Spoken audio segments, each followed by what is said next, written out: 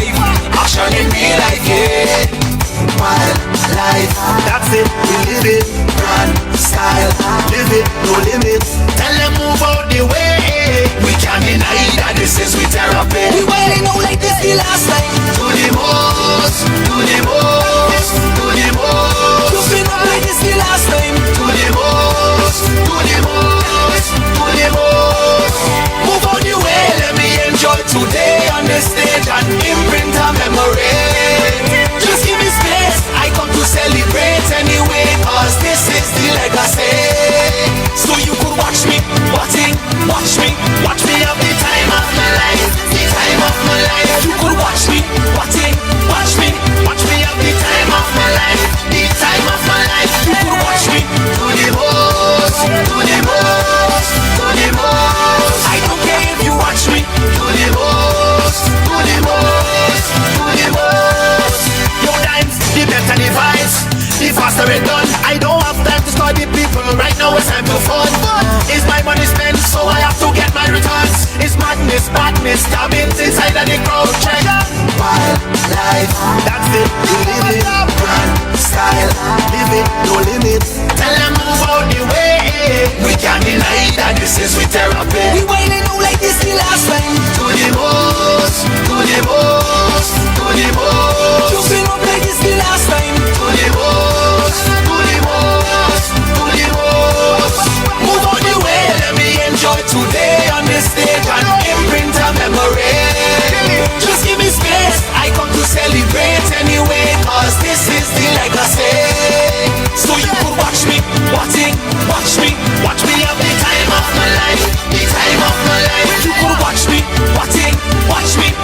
have the time of my life, the time of my life. You could watch me do the most, do the most, do the most. I don't business if you watch me do the most, do the most, do the most.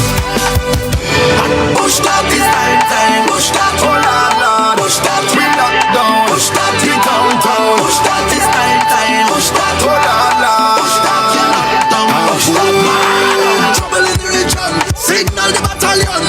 We ain't sleeping at all, I tell you, when we stop it out done. Soon as we hear this song, we taking over the tongue. The whole place smash up in up. The whole place burn up, rocking with me fender. Mass come to play, mass come to play.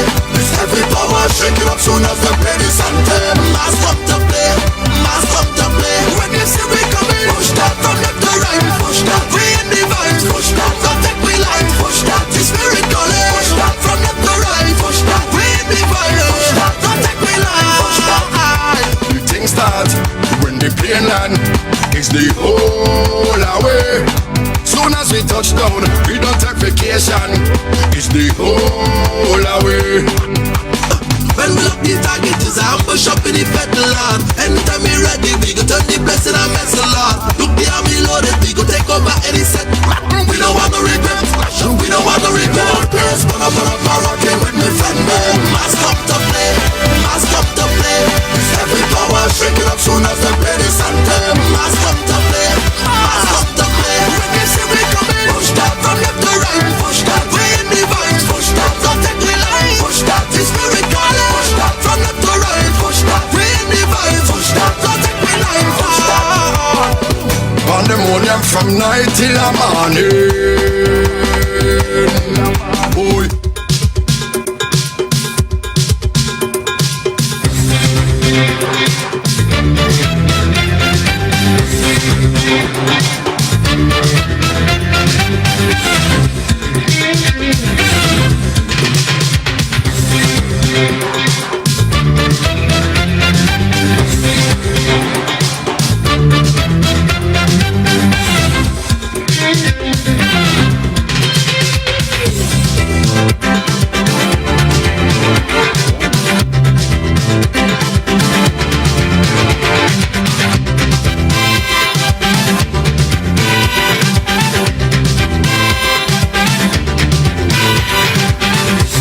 St. Vincent and Grenadines.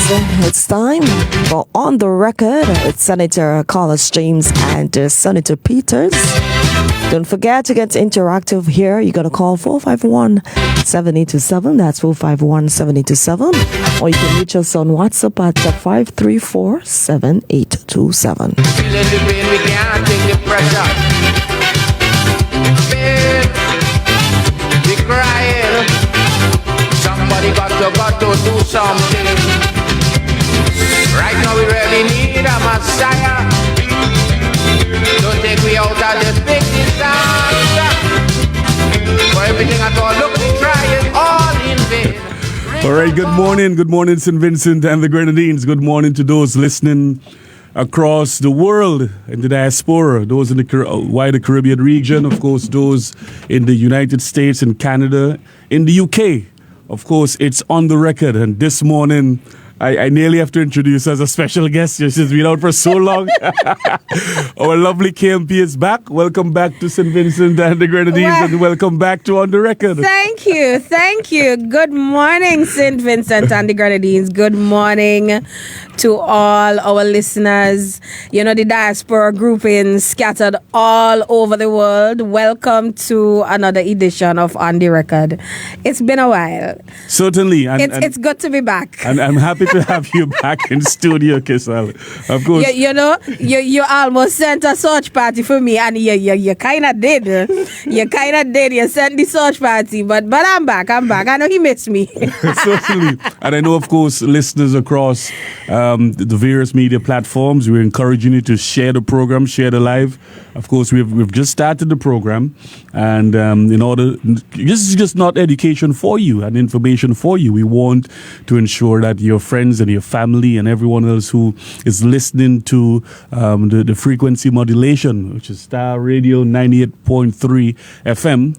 Yes, turn your radios up, let your neighbors hear you, and those, of course, who are online, share the media platform live link. You know, share across various platforms here as we tune in to provide you with some important update. And we said we're unpacking today because Keisal literally just returned from a brief sabbatical off island, and of course I was off island for a little bit, doing some personal legal matters. And I want to, Keisal, we're going to jump right into shout out the folks immediately off the bat. On my way here, I got a message from Dak. He said, I'm already waiting. I know. And Jesse Bennett is online. I'm glad. I glad Dak you messaged you and not me. Better you than me. Yes, I'm lucky he's on. 40 John, big up yourself, man, and happy to have you locked in with us. He's saying glad to see us here again, and Linton Primus and Peter Jacobs, of course, Annette Vera, Linton. We have Kenisha Baker, Marvin Anton, the lovely Annette Mark who's been making the headlines. We're going to touch a little bit on that later today, but Annette is also in the house. Anne Selby and Silta Moore James. That's a Tramuka lady. Yeah. Good morning and welcome to the program. Yes. Julia Graves, Monica Maloney, Annette Vera. You know, I haven't heard Monica for a while, and she has been a long-standing supporter, nearly a de facto host of Star, because she's always been, from the very inception of Star, she's always been here. And I want to say good morning to all our listeners, wherever you are. I'm happy to be here with you, of course, and I'm happy to certainly join KMP, who's in studio with us this morning. Yes. So, Carlos, what are we touching first? Well, I mean, a lot of things happening locally, but also internationally. Mm-hmm. We saw the announcement of the resignation of the British Prime Minister, Keir Starmer. Mm-hmm. And for the persons, the diaspora who lives in England, they would know more than most, what has been happening over the last couple of months. And, a lot of pressure was building where calls were being made for his resignation. And he announced yesterday his resignation. I mean, Britain has now seen, the United Kingdom, they have now seen, or about to see 7 prime ministers in 10 years. Yes, in 2 terms. I mean, this is one historical. I don't even know how to explain it, but the question we should ask is: Britain now ungovernable? And I saw you sent a clip earlier on a commentary Yes. regarding it, but not to go too much into the clip. But the question we have to ask: this is what you consider, quote unquote, a first world country. Yes. And to see that they have been in that type of political malaise and that state for quite some time, Yes. it's something which a lot of our Caribbean islands are modeled off the British parliamentary Westminster model. Yes. It's quite interesting to see those developments. This is what, quote unquote, you'll call democracy. But at the end of the day, we do have Vincentians and Caribbean nationals who reside and work in the United Kingdom. Yes. It's one of our largest source markets for tourism. Yeah. So we wish the people of the British public well in their choice of their seventh prime minister in 10 years. In 10 years, quite interesting. One of the intriguing things about the British people is that they don't mince words, eh? So if they feel a particular way, trust and believe you're gonna hear it. But on the lighter side of it, Carlos, and I saw you commenting on it as well. There's a little creature who's a fixture to number 10 Downing Street by the name of Larry. Larry the cat, yeah. That's the only fixed feature in number 10. No, number 10 Downing Street. So just tell the people about Larry. So Larry is a cat adopted by one of the former prime ministers and has made number 10 Downing Street his home, which is the office of the prime minister. He literally lives there. But the interesting thing is, Larry has been featured with every prime minister over the last 10 years, and this is now going to be his seventh. Yeah. And he every morning he wakes up, he's probably wondering, who is this? It's an unfamiliar face. So the UK, interesting, has not had a prime minister to last more than 24 months? Yeah, 24, 36 months maximum, and it's quite interesting. I don't know if those sort of developments, unfortunate developments, will take place within this term of the New Democratic Party government, but we have seen signs of that here in St. Vincent. Well, I see somebody in the comments saying that the current prime minister needs to step down.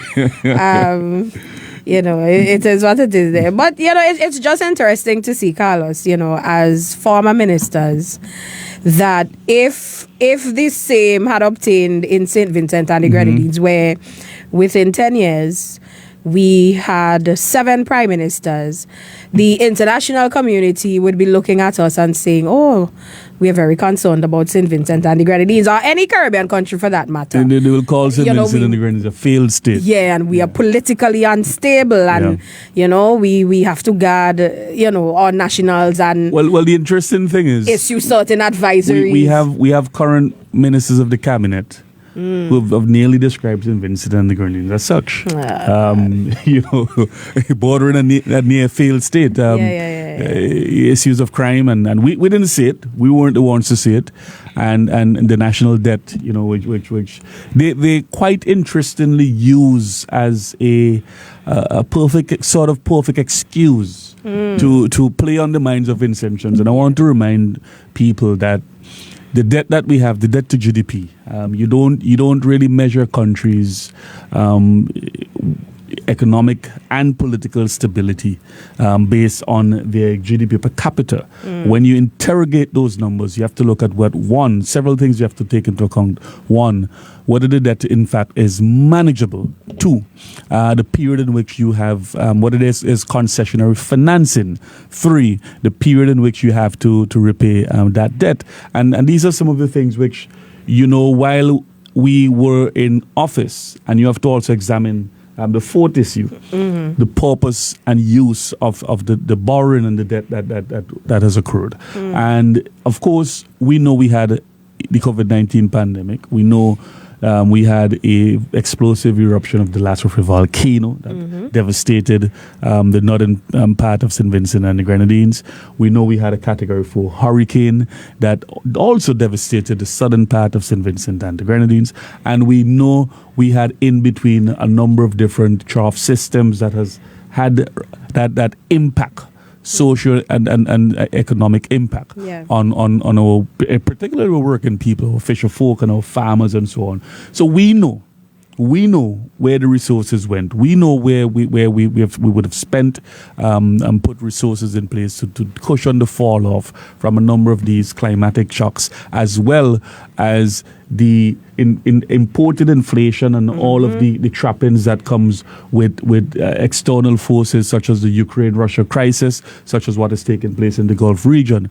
You know that as Vincentians. When you go to the supermarkets, the prices have gone up because of that. They have not gone down, but they have gone up largely because of that, and will remain up because the consumers always bear what I would say they had issues or the brunt of what we have to face from some of these challenges. Yeah. So we have in fact borrowed.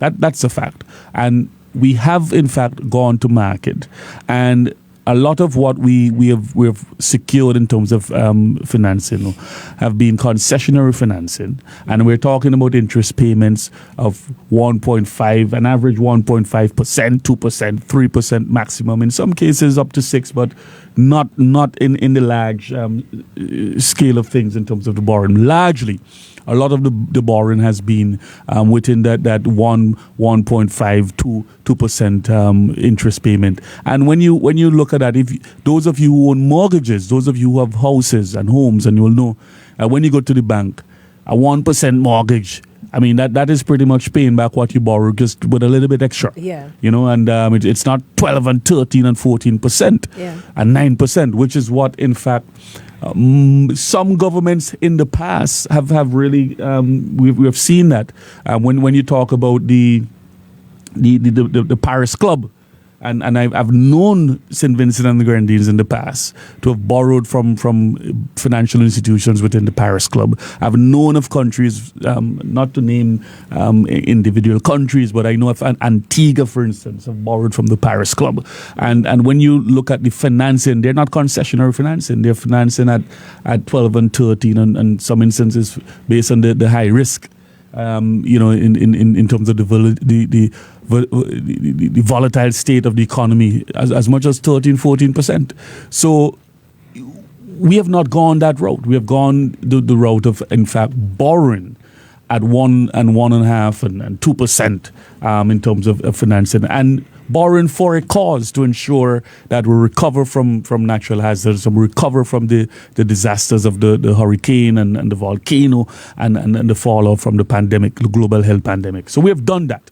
And we are not hiding a skirting our responsibility as it relates to dealing with our people. Had we not done that, and the crisis we would have had, the social challenges we would have had within our country and our economy, you would have heard a different story. Yeah. But the current administration, of course, every conversation you hear, the 1 point something billion in debt, and not recognizing that a lot of that went to the working people and sustaining our social fabric, ensuring the social protection measures were in place, and dealing with reviving our economy and charting the way forward for economic growth at concessionary terms in terms of the borrowing.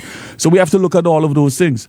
But when you make these pronouncements and you move in the direction of recruiting, and I'm going to get to that later, but recruiting personnel within improving your human resource capacity, which is needed and important as well, but paying persons at Invest and other places well over $20,000+ a month, and you give out how many millions in payments to civil servants post-election and so on, and then you embark on refleeting the official rides of the Prime Minister. You've ordered 3 or 4 brand new vehicles, and including refurbishing of the official residence of the Prime Minister, including fixing up a pool, which the former Prime Minister said, look, I am not going to fix that pool at the expense of the public. I don't need it. And when you look at all of these, the value of refleeting and upgrading the residence of the Prime Minister, I don't know if he's going to put in gold, like gold toilet seats and so on, like Donald Trump in the US, which he remodeled the White House. Yeah. So when you look at the value of that, well in excess of over $2 million in upgrades, and then you come back to the public and say, well, the country's in a bad state, the previous government left the country in such a bad state.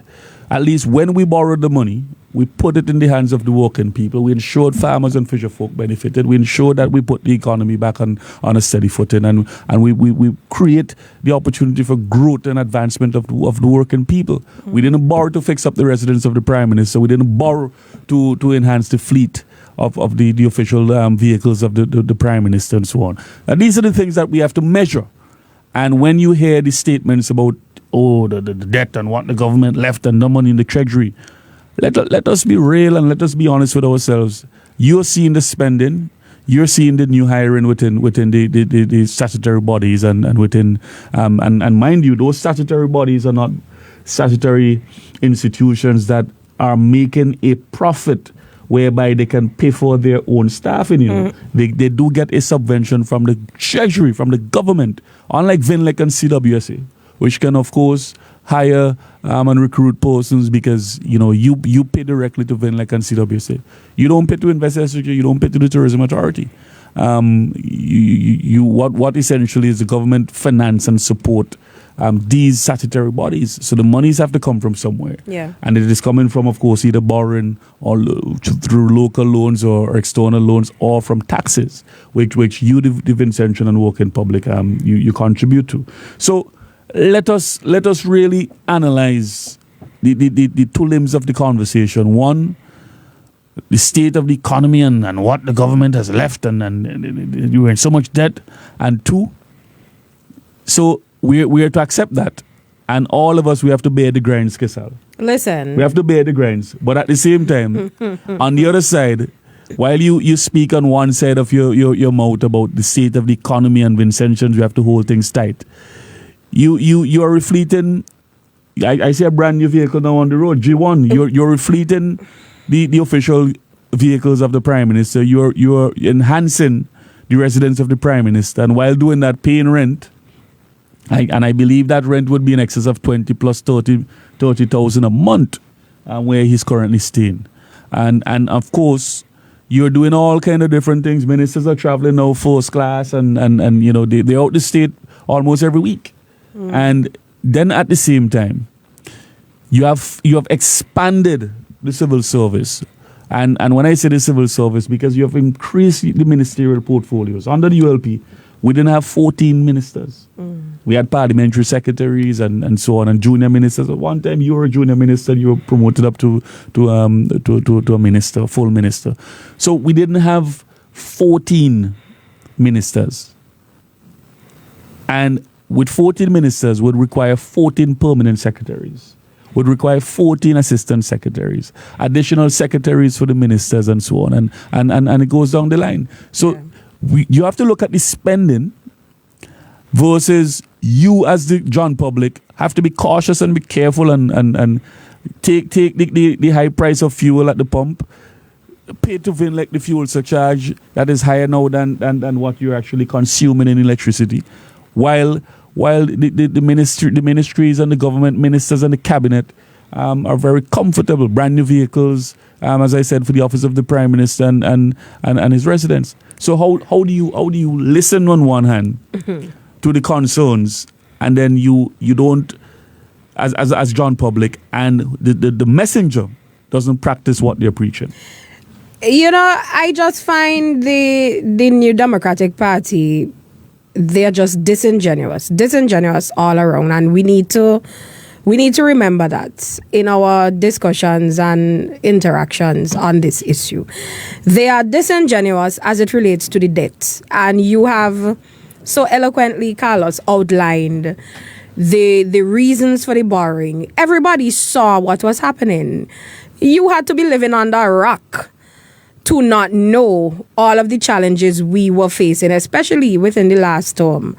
Every morning we woke up, it was something as a minister, some challenge, something we had to face.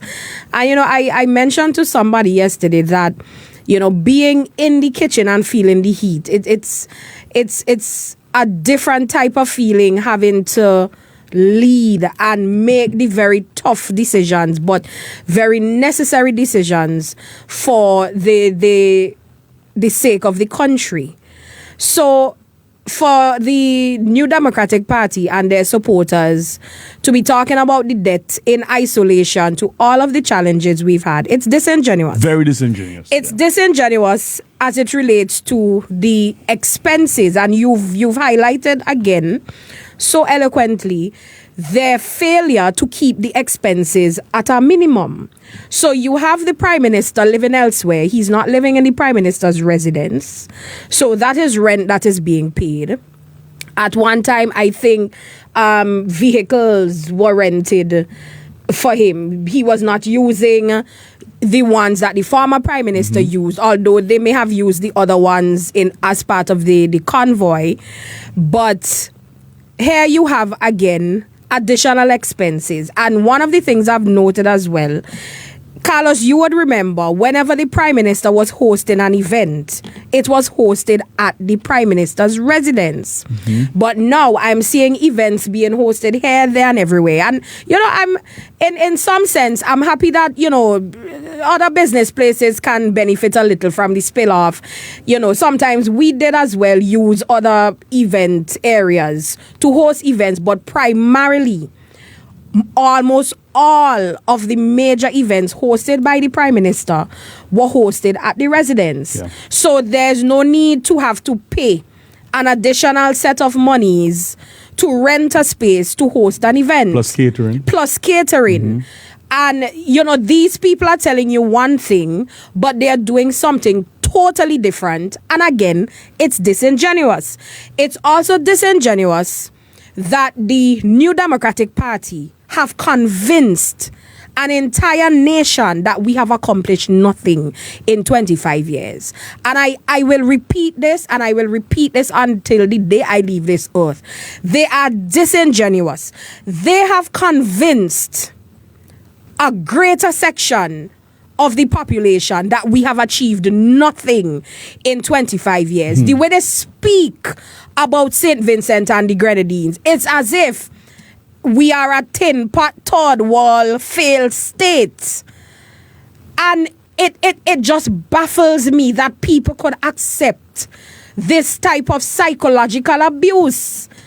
We've seen, as it relates to education, where children of the working class have risen in the ranks, locally, regionally, internationally, because of the opportunities that the Unity Labour Party fought for. And you're going to tell me that the Unity Labour Party accomplished nothing, that the country, our graduates, they accomplished nothing? We've seen the housing stock improve over the years.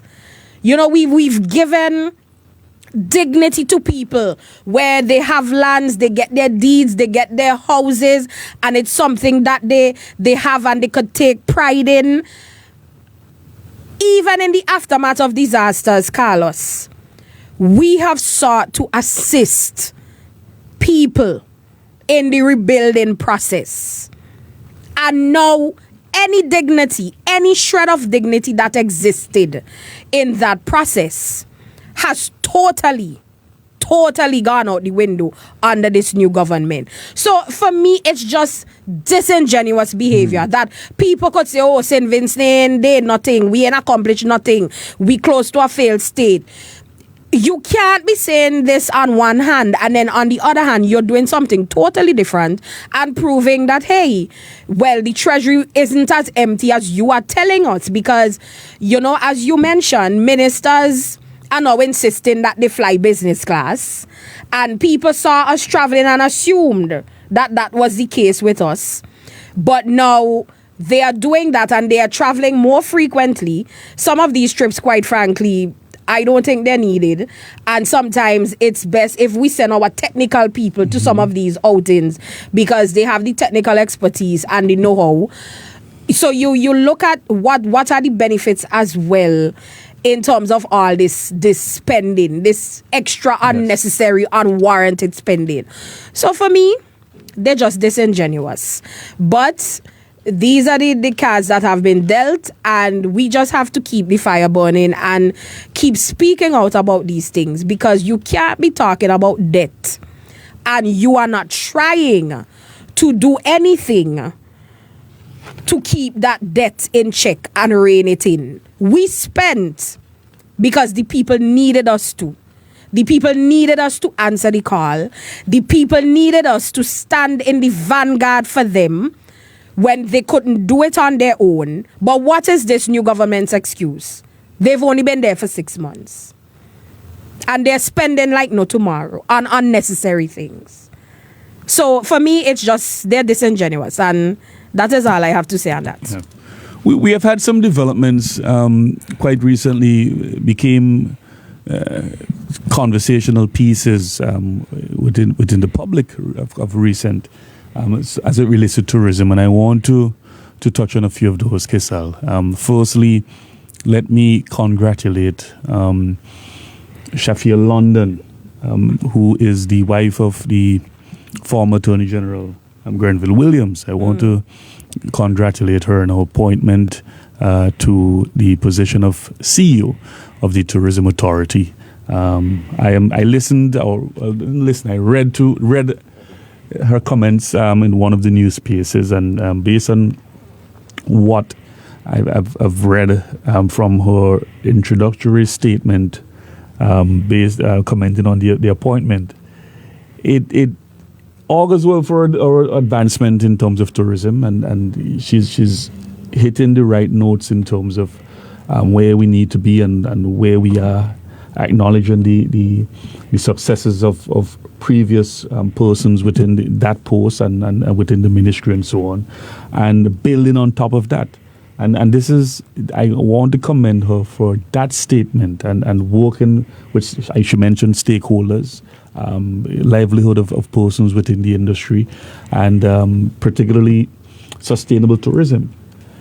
Her remarks, I would say, was very mature, very well intentioned in terms of the direction in which she wants to take tourism, and very much aligned with where we were and the conversations we were having and what we were putting in place, and essentially the things that we had pretty much laid out as the foundation for the advancement of our tourism and our tourism economy within the scheme of things. I want to commend her for that. What I found unfortunate were statements made by the current minister. Pretty much, even if you wanted to make statements of that nature, the occasion for making that statement, I think, pretty much would put the position or the appointment into, put a dark cloud over the official announcement of the appointment of Miss London, primarily because you made statements which were very immature, very childish, unprofessional, and were, in fact, quite frankly, a statement riddled with untruths and a distorted lie. And going after, I would want to add to that the professional reputation of someone who has worked very hard within the government service and the industry, and I mention a name here, Annette Mark, who is a former executive director of Invest SVG and former CEO of the Tourism Authority, who has given excellent work and service to St. Vincent and the Grenadines. Now, every occasion you have that type of announcement. You don't try to bring in into the conversation.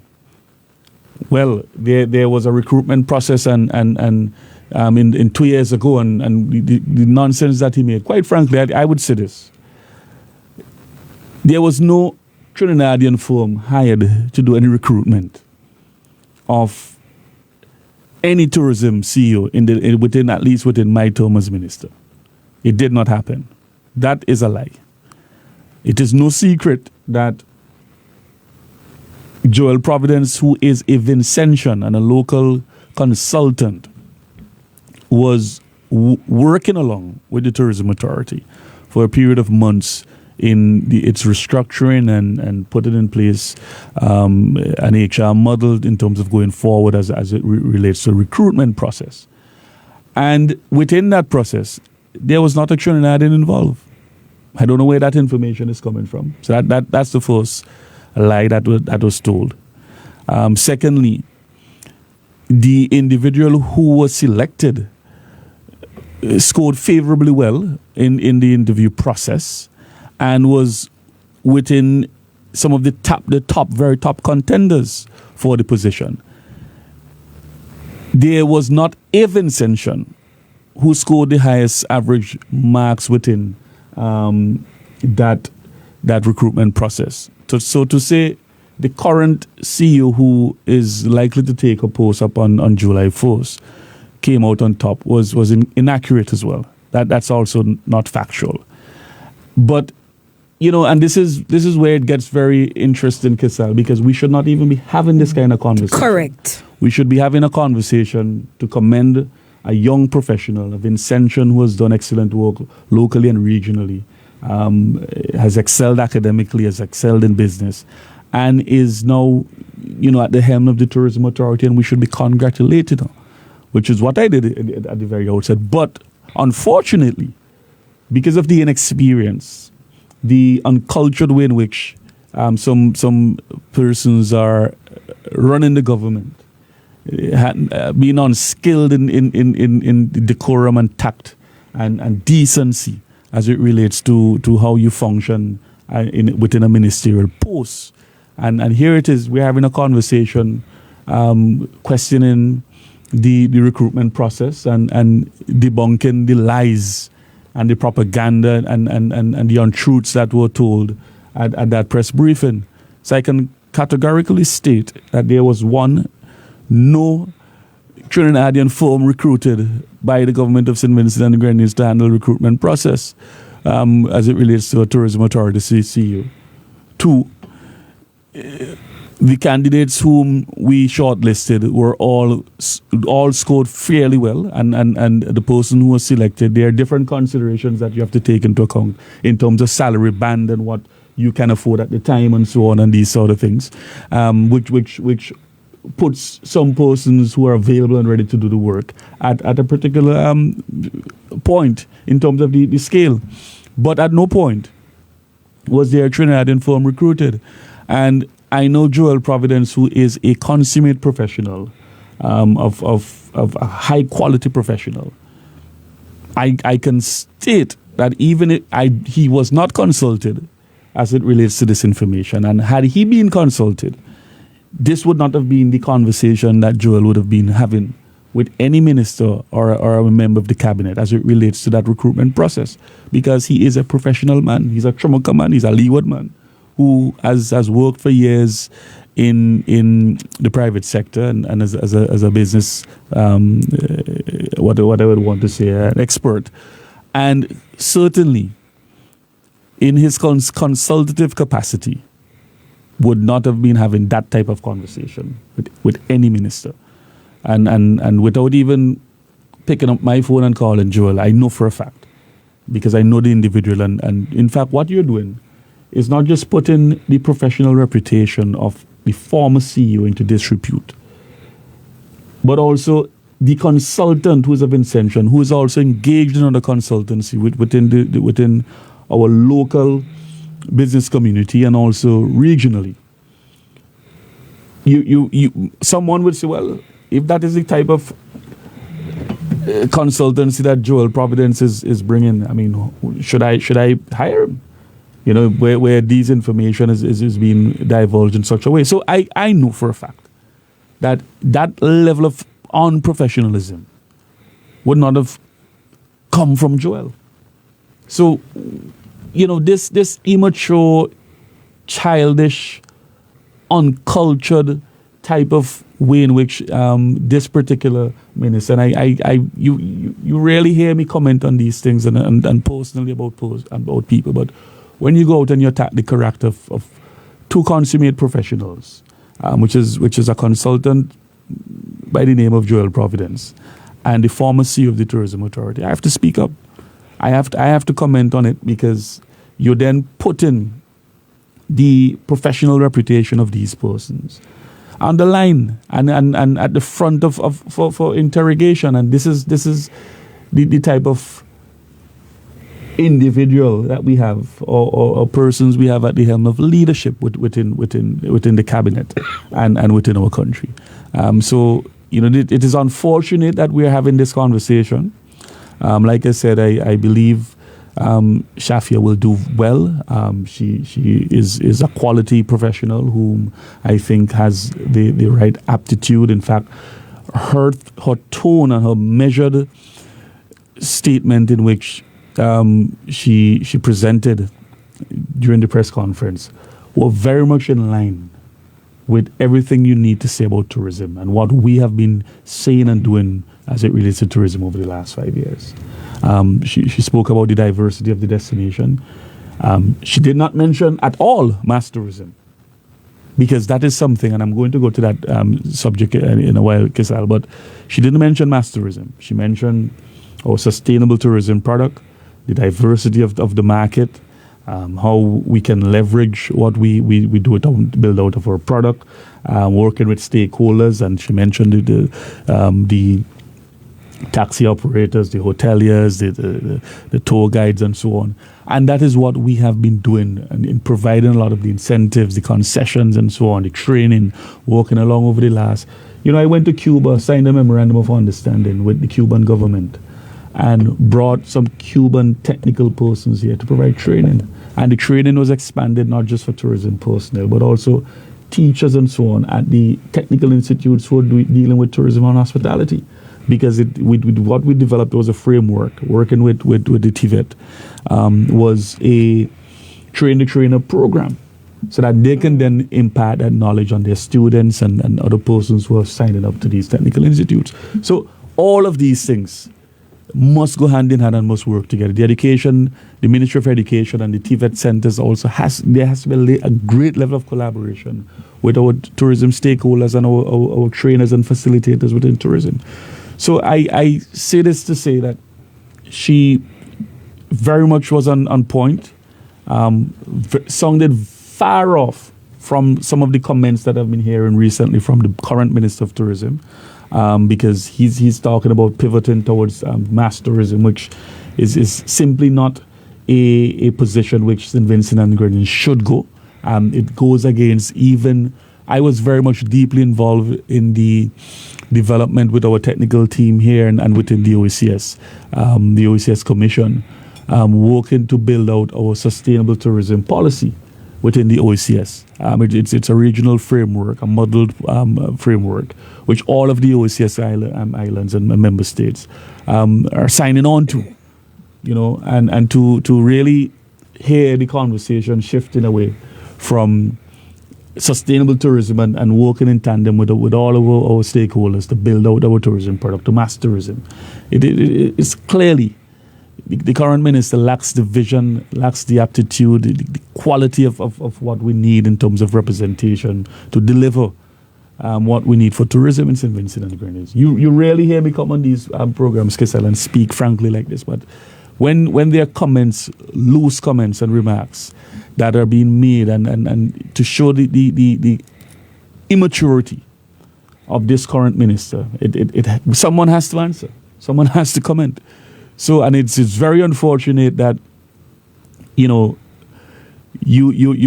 are having this conversation now because of the comments and the loose comments, that unfounded, loose, distorted, lying untruths made by the minister.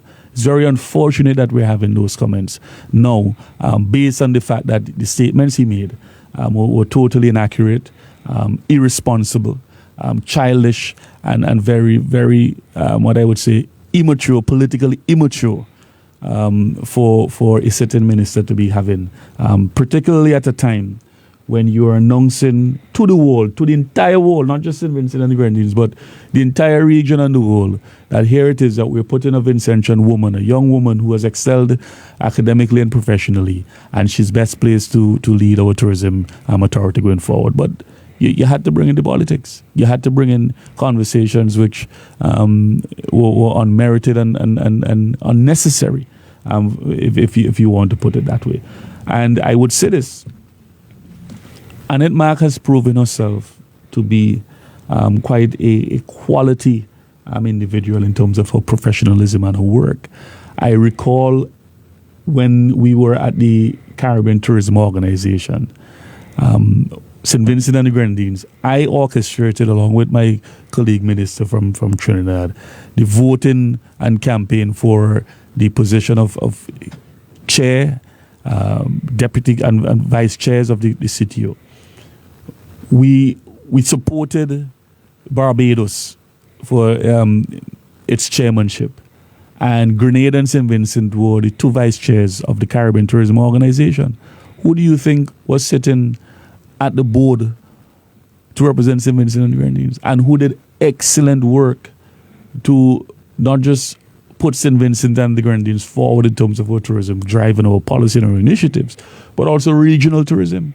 It was Annette Mark whom I selected, and I said, Annette, by virtue of you being the CEO of the tourism, you will have to lead the charge as the vice chair on the board of the CTO. There's the ministerial council, and of course there's a board where the chair and the vice chairs would sit. And she did an excellent job, not just for St. Vincent and the Grenadines, but for regional tourism. You know, when I'm out at an airport coming into St. Vincent and the Grenadines, and I am met by tourism professionals, and who also message my phone, and they said to me, your voice, your reasoning, your professionalism and your drive is missing at the Caribbean Tourism Organization, Council of Ministers.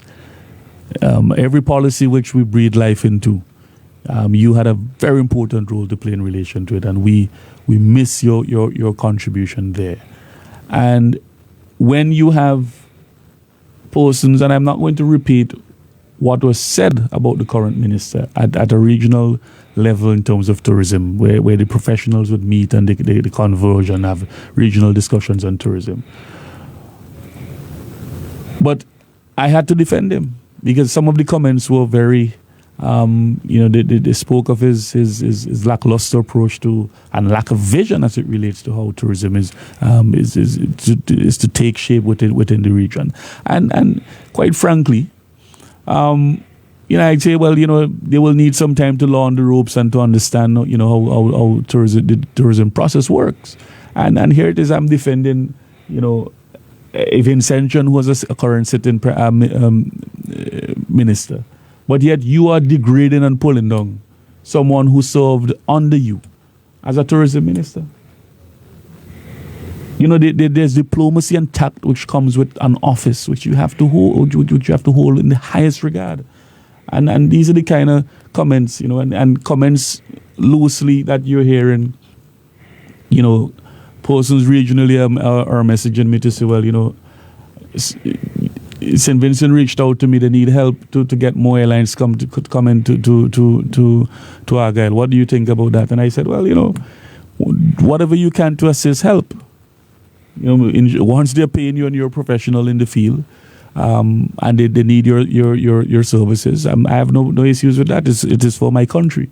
So there are professionals who they have reached out to in the tourism sector regionally, who have consulted with me every time they've reached out to them, because the level of respect that they have for me as a former minister and with the work that I've done regionally, not just in St. Vincent where tourism is concerned, but regionally as well. And they would hit me up and they would say, well, I was approached by so-and-so and by St. Vincent on this particular issue. And I would say, well, whatever you can to assist, help. At the end of this, it is my country. It is still my country. And I'm not going to pull down any individual or any professional or even my country and my country's product for the sake of politics. Because I want to see St. Vincent and the Grenadines excel where tourism is concerned. And the level of support I've given and blessing I've given to professionals who have been consulted, asking for my blessing to go into discussion and dialogue. And I've said 100%, give them your support. And that is how you operate within the space as a consummate professional. That when you leave, people would always remember you and your work, not for maligning and pulling down people, and publicly, as a matter of fact, and making up stories and lies Because everything that he said was at the start a lie. And he's put in the professional reputation of Miss Mark and put in and I will call Joel Providence out because he is the consultant whom we worked with, not a Trinidadian, a Vincentian. And I know Joel to be a consummate professional and a man who will not stoop that low and to go into that kind of conversation and having, he would have grave difficulty entertaining such a conversation with anyone for that matter. So I know I can stand on the block to say Joel did not have such a conversation. But notwithstanding that, and it has done excellent work. She has done excellent work and as I said, has taken not just St. Vincent tourism, but regional tourism on another level based on her contribution in such a short space of time, as a matter of fact. At one point, I was leading the discussions with negotiations with the airlines, and when she came on board, I said, Annette, this is you have to take charge on these things. You have to work with me on pushing these things, and I gave her the full latitude to carry out the work that she did, and she did exceptional work within that space. So the region's tourism is better off because of her contribution, and certainly the work that we did at a regional level and domestically here in St. Vincent and the Grenadines. Carlos, I want to chime in here. And first of all, let me offer congratulations to Shafia London on her appointment as CEO of the Tourism Authority. Shafia is no stranger to us. She's a daughter of the soil, very well accomplished, former national scholar, and she has set herself apart as a Vincentian daughter, and we are proud of her and her accomplishments, and the way she has been able to elevate herself through her hard work and her commitment to whatever task is assigned to her. So I congratulate her wholeheartedly, and I wish her all the best in this new role. I know she will do well once the minister and other forces once they don't get in her way and she's actually allowed to do her work, she will do well. It is very sad that we have to be speaking about her appointment in this way with all these surrounding little stories and mud that is being thrown, and it leaves a bad taste in my mouth, quite frankly. And I am perpetually amazed at the pettiness and the childishness of many of the government ministers to date. When you think they can't amaze you more, they prove you wrong, and you are just left flabbergasted when you hear and see the things that they are uttering. And our political leader told the current prime minister that these guys, some of these ministers, they will embarrass you. And they have already started. And the current prime minister essentially said, I ain't not taking advice from you. I ain't listening nothing you have to say. But they will embarrass him. And this is only the start if he does not rein in his ministers. Here you are having a press conference. And during that press conference, you are announcing that the Tourism Authority will have a new CEO in the person of Shafia London. As I said, a very accomplished daughter of the soil. And instead of us being able to just celebrate that in and of itself, we have mud being thrown at the former CEO.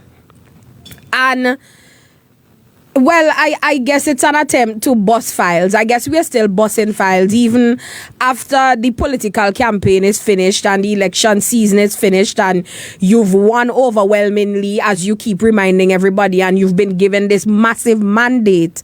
But I get the impression that a lot of these ministers, they don't know how to act. And is it that they're masking their inability to do their work with these petty and childish behaviors? I really don't like the fact that you've announced Shafia as CEO, and instead of focusing on the positive and taking the country forward, you want to delve into a realm of messiness, putting a shadow over what should be a celebratory moment. I just can't get past that. And, you know, I would just say this. If the Minister of Tourism is willing to do that, when Shafia is joining the team, there's nothing stopping him from saying whatever on any day she decides to leave the team. And when people show who they are, you need to believe them. And if this is the way that the ministers are behaving, then everybody should be cautious in their interactions with these ministers. Because as you've said, lack of decorum, lack of tact, lack of diplomacy in what should be a positive day, that we've appointed a new CEO. This is the way forward, and we plan to take tourism to another level. Because as you said, Carlos, St. Vincent and the Grenadines is our country too. I am not the type of person to wish doom and gloom on my country, because I do not intend to inherit ashes. So if you are now in the driver's seat, take care of the vehicle that you're driving. That's how I look at it. I don't want to come back to nothingness, because trust and believe, the ULP will return. I do not want to inherit ashes. And I just can't get past the behavior of some of these ministers and this latest display of immaturity. Many of them already lack the necessary curiosity to do their jobs. And they think people are not speaking. But people are speaking. People are speaking about the way in which they approach their work. And the Prime Minister really needs to have a chat with his cabinet members, because today is one thing. Tomorrow it will be something bigger, and it will be something more embarrassing. You don't need to throw dirt on somebody else's name to uplift another person. And this is another thing that I hate, especially when it involves women. It's like you pit women against each other. And it's like people have to choose to like this woman or that woman. Why can't both women be celebrated for who they are and what they bring to the table? I need somebody to explain that to me. Because in St. Vincent and the Grenadines, we seem to find joy in pulling down women, especially when said women are not on the political side that we are supporting. And it ought not to be that. I should be able to identify a woman, whether she's NDP, ULP, PPP, whatever P. And I should be able to say, that is a good woman, that is a qualified woman, that is a daughter of Vincentian soil. It shouldn't matter what political party that person is associated with or affiliated with. But in St. Vincent and the Grenadines, we seem to love to do the opposite. So in order to elevate one woman, we have to pull down another. And it's very sad. I was very, very irritated when I heard that yesterday. And when I woke up this morning, I saw certain news articles. And I was just very perturbed by it. Yeah. As a woman, I don't like it. You don't have to throw mud on a woman, on one woman, to elevate another woman. Both women are professional women. They've given years of service in different fields, and they should be respected for that. And we should leave it at that. And as a leader, if this is the type of energy you're bringing, I don't expect. And I don't expect much. You know what is also unfortunate, and as while we are commending Miss London and her appointment, what is also interesting is the fact that to justify her selection, because the position was not advertised, that is where that whole conversation started and stemmed from. Regarding, but the process which Miss Mark went through was a thorough process, and where she was shortlisted, interviewed and shortlisted and selected. But in this case, the current position was not advertised or re-advertised. And we should not even be having this type of conversation, but I can see where the discussion he was trying to avoid was the conversation we're now having, which is, how come she was appointed and they did not advertise for the post? By saying, there was a process 2 years ago. That's a process that was 2 years ago. Someone else had filled the post and they had moved on. So then you have to reopen the position for persons who are interested in applying. But, as I said, it's unfortunate we're having this conversation now, but it's all relating to the way in which the statements were made. I believe very, very uncut, very, very, unprofessional and immature, politically immature in regard to that. I wouldn't say more on that, but to wish Miss London well, and I believe her head is in the right direction in terms of where she sees the vision for our tourism product moving forward, and very much from what I've read in her statement aligns with what direction we were going and what we were doing in relation to that. Very distinct from what, as I said earlier, the current minister has been talking about, which is mass tourism. Very different.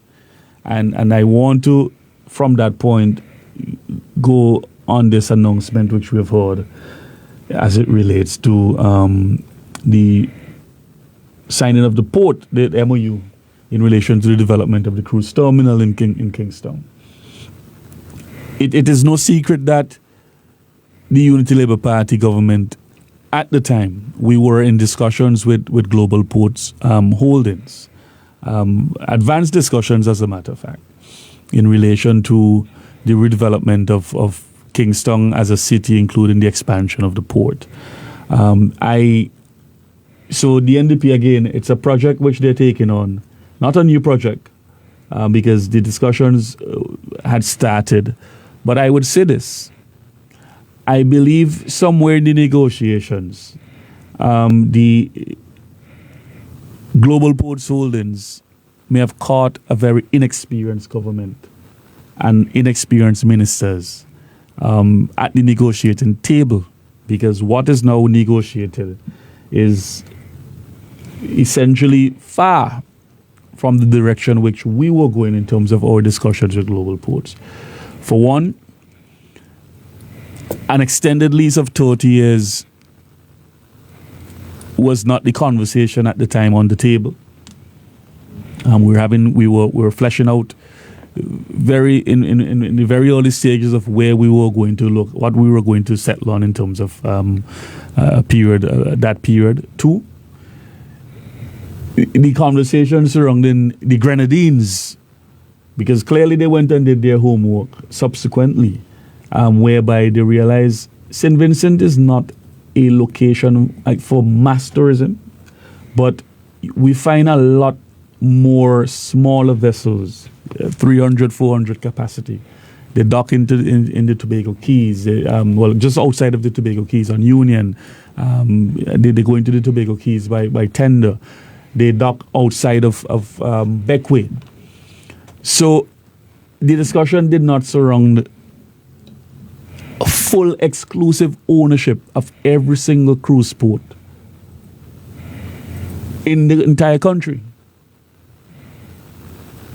And certainly, as part of the discussion, St. Vincent, our government at the time, we were negotiating that we will keep the land space as it relates to the cruise ship terminal and build out the upper part of Kingstown. We were going to relocate a number of the businesses there.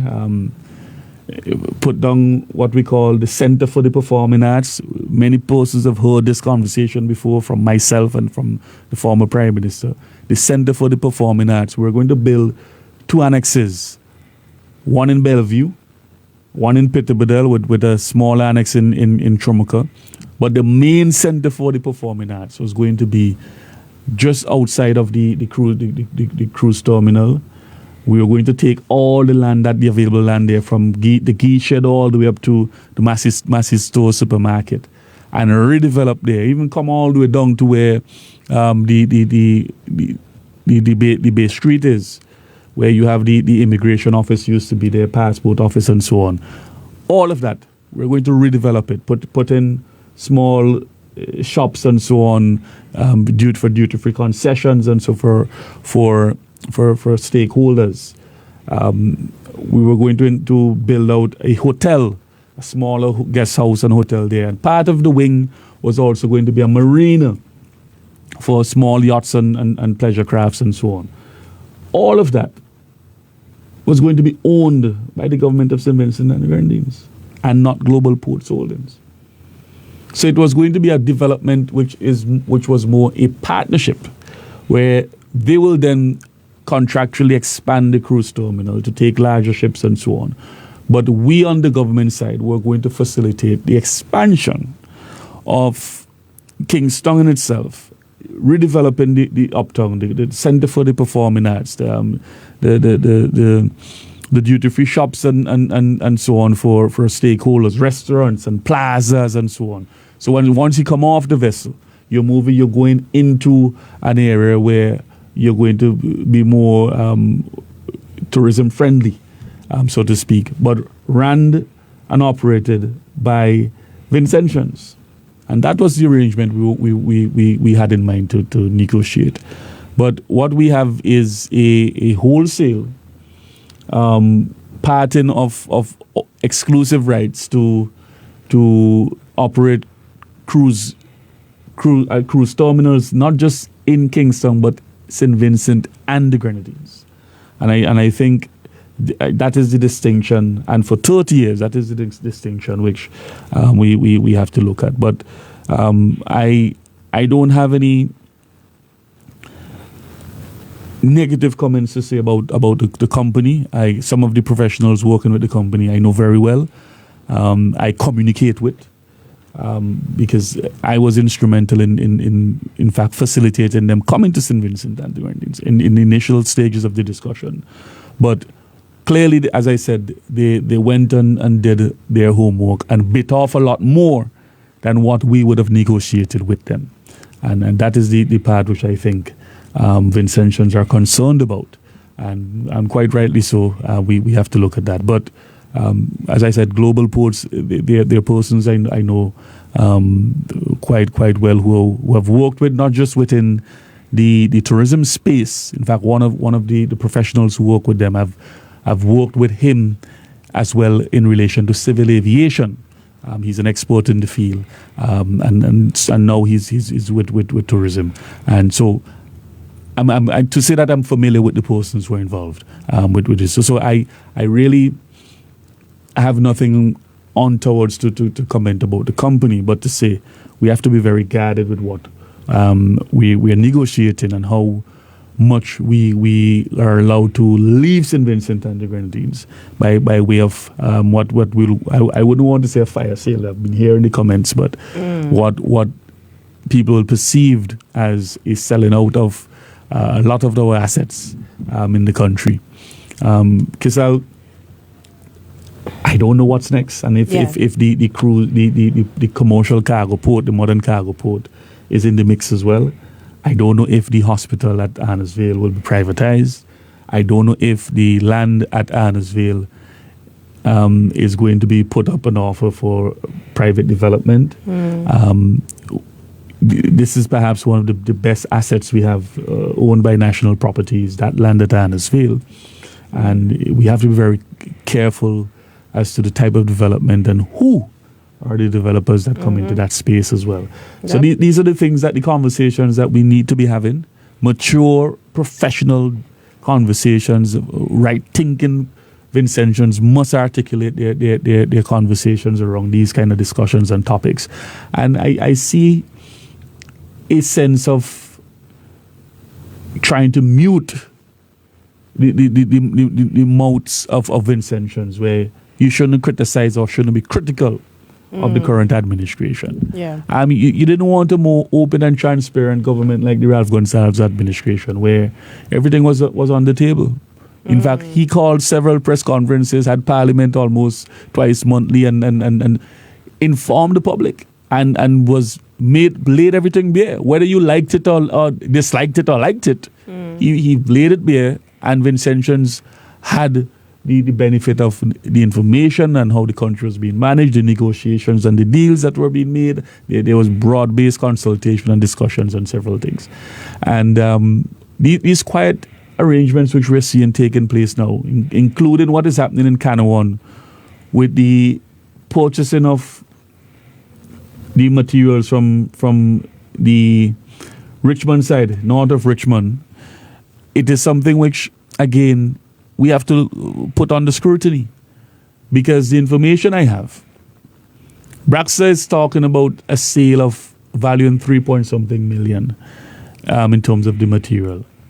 The information I have is that Braxa will not be making that type of money because it is in the value of the equipment which was procured by the developer for Braxa. You understand? Yeah. So I want the Minister of Works to come to the table and be honest, and also the CEO for Braxa to answer. Did Braxa procure those equipment with monies from the state, or did the investor go to market, procure the equipment and handed them to Braxa? So when you're talking about the value of the extraction of the product that you're extracting to sell to the investor, tell the public that that's not the value you will get in cash. Because the value of it, a lot of it is translated in the equipment which was procured. And the question is, who procured the equipment? And where did the funding come from to procure the equipment? Because we know just about a month ago, Braxa was staggering their payments to their salaries to staff. They were paying their usual pay on the 25th, I believe. Some staff members were being paid on the 25th, but some were being paid on the 27th and the 28th because they didn't have the money in their accounts. Don't think we don't have all the information. You know? We are very careful in when we release the information and in a timely way, and then we want to ensure that we don't put the public institutions under heavy scrutiny in a way which would affect the operation of the institutions. But Braxa is not very liquid. They are staggering salaries to staff members. So we know for a fact that you did not, from your own capital injection, procure those equipment.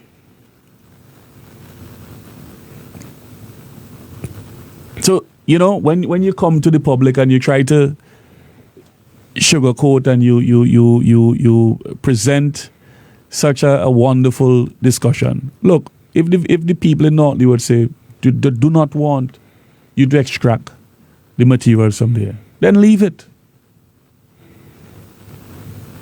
You don't then go apply to planning, you get a provisional approval, and then go and begin the extraction without a proper analysis, because I listened to Dr. Murray and I heard him saying that his EIA, which was done, is not cast in stone, and there's room there to improve on it because, one, he did not himself do a full analysis of all of the plants and the plant species in the area. He himself acknowledged that he went on hearsay information from persons in a earlier discussion regarding whether there were farmers in the area.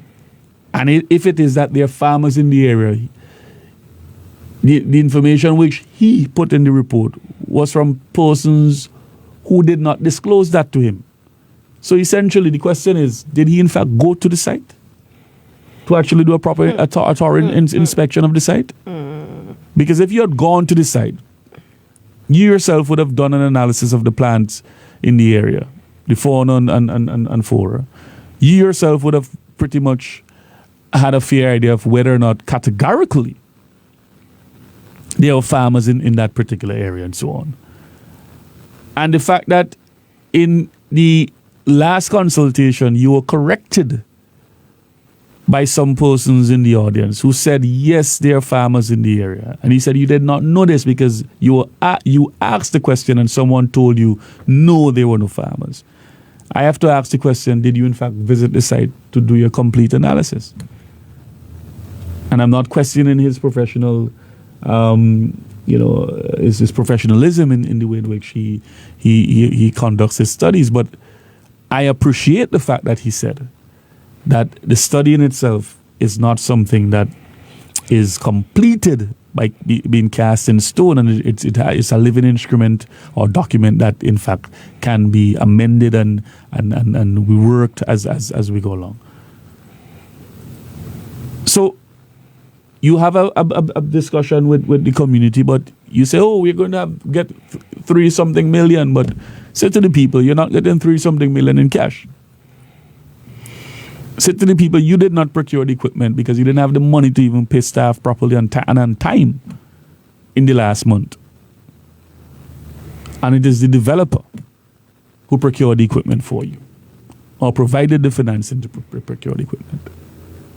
So don't tell me you're mining in North Leeward for commercial purposes. Tell me you're mining in North Leeward because a developer asks you for quarry material. And as a government, you're supplying that. Because what? The developer is in bed with the NDP administration. Let us be real about these things. Let us be real about these things.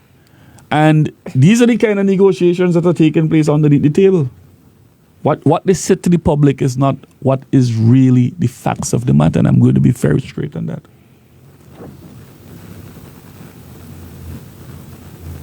And in these negotiations, I'm curious. I don't know. Maybe you have information, Carlos. The material is being mined from North Leeward.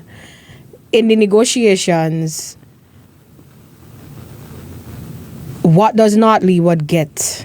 Well, that's the question in the consultation they had. And by the way, that consultation was not because they wanted to go back to the people to have a consultation. I want to commend all of the stakeholders who were in North Leeward who were calling for a public discussion on this. They were the ones who demanded that the government come to them. And they went to the consultation. And that's the discussion that came out. What do we in North Leeward benefit from in relation to this? You're extracting materials from the constituency to take to Canawan to fix up a golf course for your developer friend. How does that benefit me as a citizen, and how does that benefit the people of North Leeward? That is the questions that they were asking. And I think the the representative of North Leeward is the Minister of Tourism, and one would think, well, if I were him, I would say my people need some benefit from this. Is the developer willing to adopt a village, do something for the village that is going to be affected from the mining? This is what I'm saying. Efforts would be better spent doing the work rather than busting files, quite frankly. Yeah. Let me not mince words now. Yeah, you catch what I'm saying? And I also, Keisal, I agree with you. The irony is... And I also want to ask the Fisheries Department to pay a visit to the area, the mouth of the Rosa Valley, because there are reports now of marine life washing ashore in that area. And I want to be very careful with the statement I'm making. So I'm not a professional in the field where I'm not an environmentalist, I'm not a marine biologist. So I'm asking the professionals to please pay a visit north of Richmond, and just at the mouth of the Roseau area on the waterfront. Take a dive, visit the shorelines, and confirm whether or not we have seen some unusual happenings as it relates to marine life within that area. And that has always been one of the concerns I've raised here, is the environmental impact on livelihoods, fisher folk, because it's one of the best areas where you can go just right off the coast there, you can get the best yellowfin tuna. You can find shark, because it's just under the volcano. There's a sharp drop, couple 100 feet deep, right there, very close, and it's really home to a wide species of marine life, and in fact some of the better areas where fisher folk, even all the way from Rosebank, they go all the way up there north. I've had some good seafood in Leeward, actually. Yeah. So yeah. It is something that is of concern, and I'm being responsible here by asking our officials within the Department of Fisheries to pay a visit, to confirm or to dispel the concerns that are being raised about the unusual activity pertaining to marine life in that particular area. And that is something that we have to look at. Sustainable development on a whole. Yep. Who's the Minister for Sustainable Development? Well, the ministry which we had is now split into, there's climate resilience and fisheries, and there's sustainable development, which is still under the Ministry of Tourism.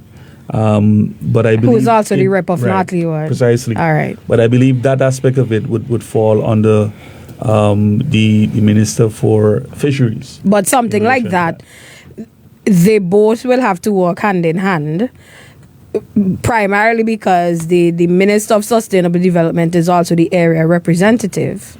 So he should have a vested interest in this issue as the rep, as the Minister for Sustainable Development, and he should be able to work with his brother Conroy on this matter. Yeah. So, okay.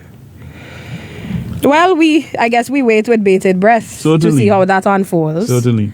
And, in relation to the MOU as it relates to the cruise ship berth, it was an MOU, just for clarification, it was an MOU that was signed. So no actual contractual terms have been drawn up. No, but it gives the pretext as to of what it will be, what the intention is, and what exactly are some of the things which likely would come out from that. And you have to do a memorandum of understanding is not a legal contract. It spells out the direction and the context of what the discussions that will go into a written document would represent. Yeah. And that's essentially... No, I just wanted to clarify it for the listeners. Because I got a message, so I wanted us to clarify that. All right, so we can open the lines. This morning we want to hear from you. It's been a while, and I know you want to interact with Keisal. She's been out a bit more than I have. Interestingly, Keisal, while you're out running into Catherine, good morning, Catherine Williams in Codogan Williams in New morning. York. Which street did you meet Catherine on? 226. Why is that? No. That was Linden? It's Linden. Linden, I think. Yeah, Linden. She's out there in the US, but in New York. Catherine is a lovely lady from Tromica and North Leeward, lives in Lee here, and is a wonderful human being. And I want to say a special good morning to her. Yes, we have a call on the line. Yes, caller, welcome to the program. You're on the record.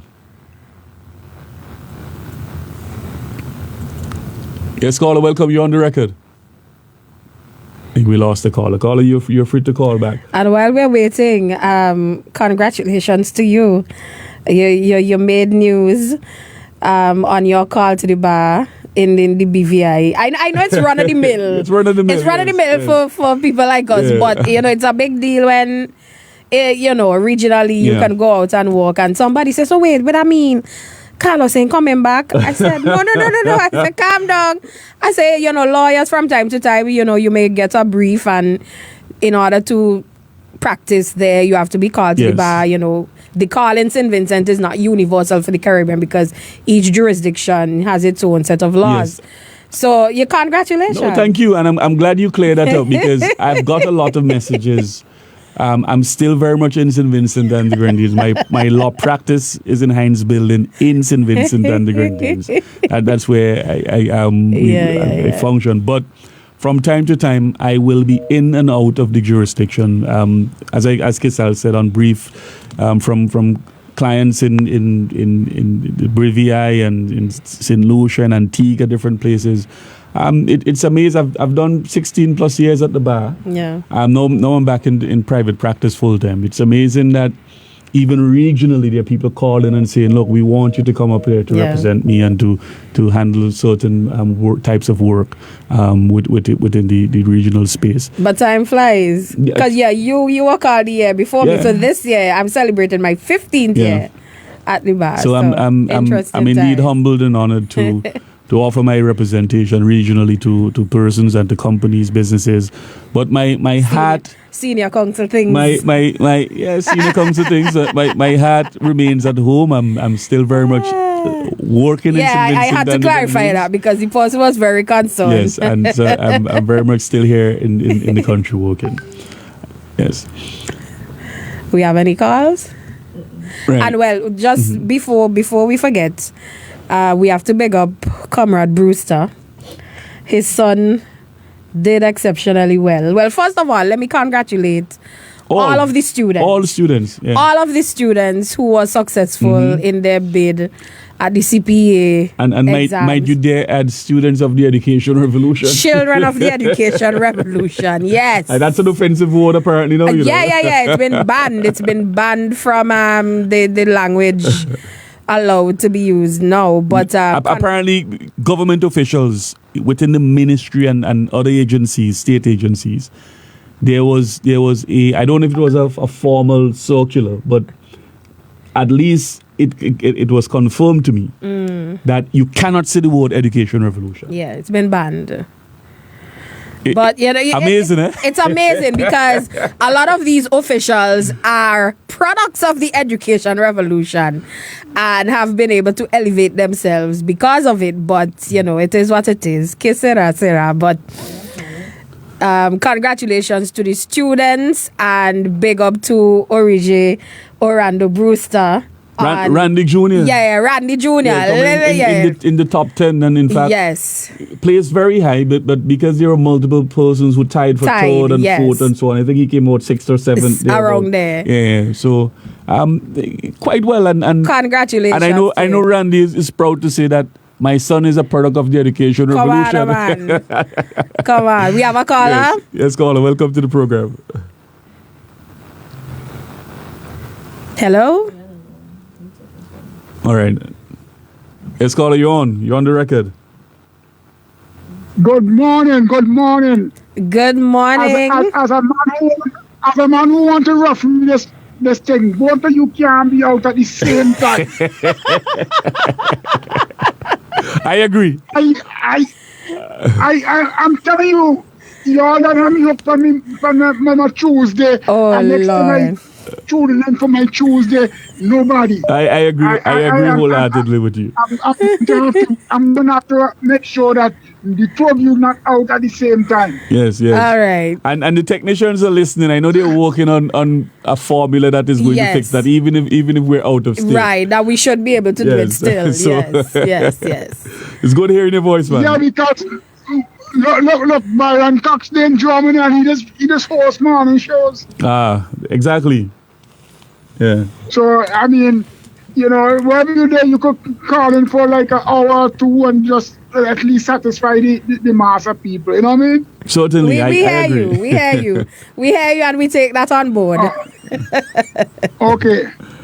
All right, thank you, caller. And although fret over people who, people, what they say when people ain't accustomed to certain things, they always more should have said.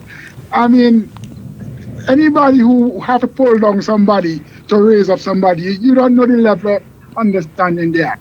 Yeah. Because you're not supposed to do that. Yeah. It shows how shallow your mind is. I agree. You understand that word? I hear you, The sir. shallow? Okay. My God. Thank you. Have a good day, sir. I note a comment here from someone. They're asking what happened to the cases against Friday and Bramble. We're not hearing anything. Oh, Just to we have a call. Let's take the call and I'll Yes. comment on that question Yes. after the call. Yes, caller, welcome to the program. Good. Well, it's still morning. Good morning, senators. good morning. I must say, let me say this. If one needs further proof of the impact of the education revolution, one just has to look at not just at the result, but the fact that a visually impaired student from Fairhall did very well. We must say kudos to the teachers and parents. But Senator James, you raised a very, very important matter this morning where Braxa is concerned. And sad to say, no one at Braxa is coming forward and being truthful to the public of St. Vincent and the Grenadines in relation to the mining of aggregate in North Leeward. And you ask the questions, who purchased the equipment? Why is it they received approval in principle and soon after engaged in mining, when physical planning at the time had not granted them full approval? Braxton needs to come forward and clear the air up on those things. The other factor you raised, it is really, really unfortunate that a sitting minister can use such language against a former public servant. He is a public servant. He's been paid by the taxpayers. The Minister of Tourism owes the public an apology. And I'm wondering if the former CEO of tourism may very well take legal action. We cannot continue like that where ministers of the current government keep blaming the past administration for their shortcomings. Oh, they did this. They did not do that. We've planned on doing this. They need to look at what is happening in St. Vincent and the Grenadines as evident in Kingstown. It's like there are more vehicles going through Kingstown and parking on the streets of Kingstown than there are persons in Kingstown carrying out various functions. Kingstown is practically 50% like a ghost town.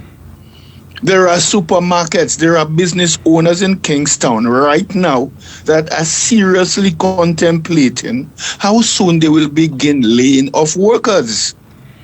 And I know some of their friends will say, oh, he's making it up.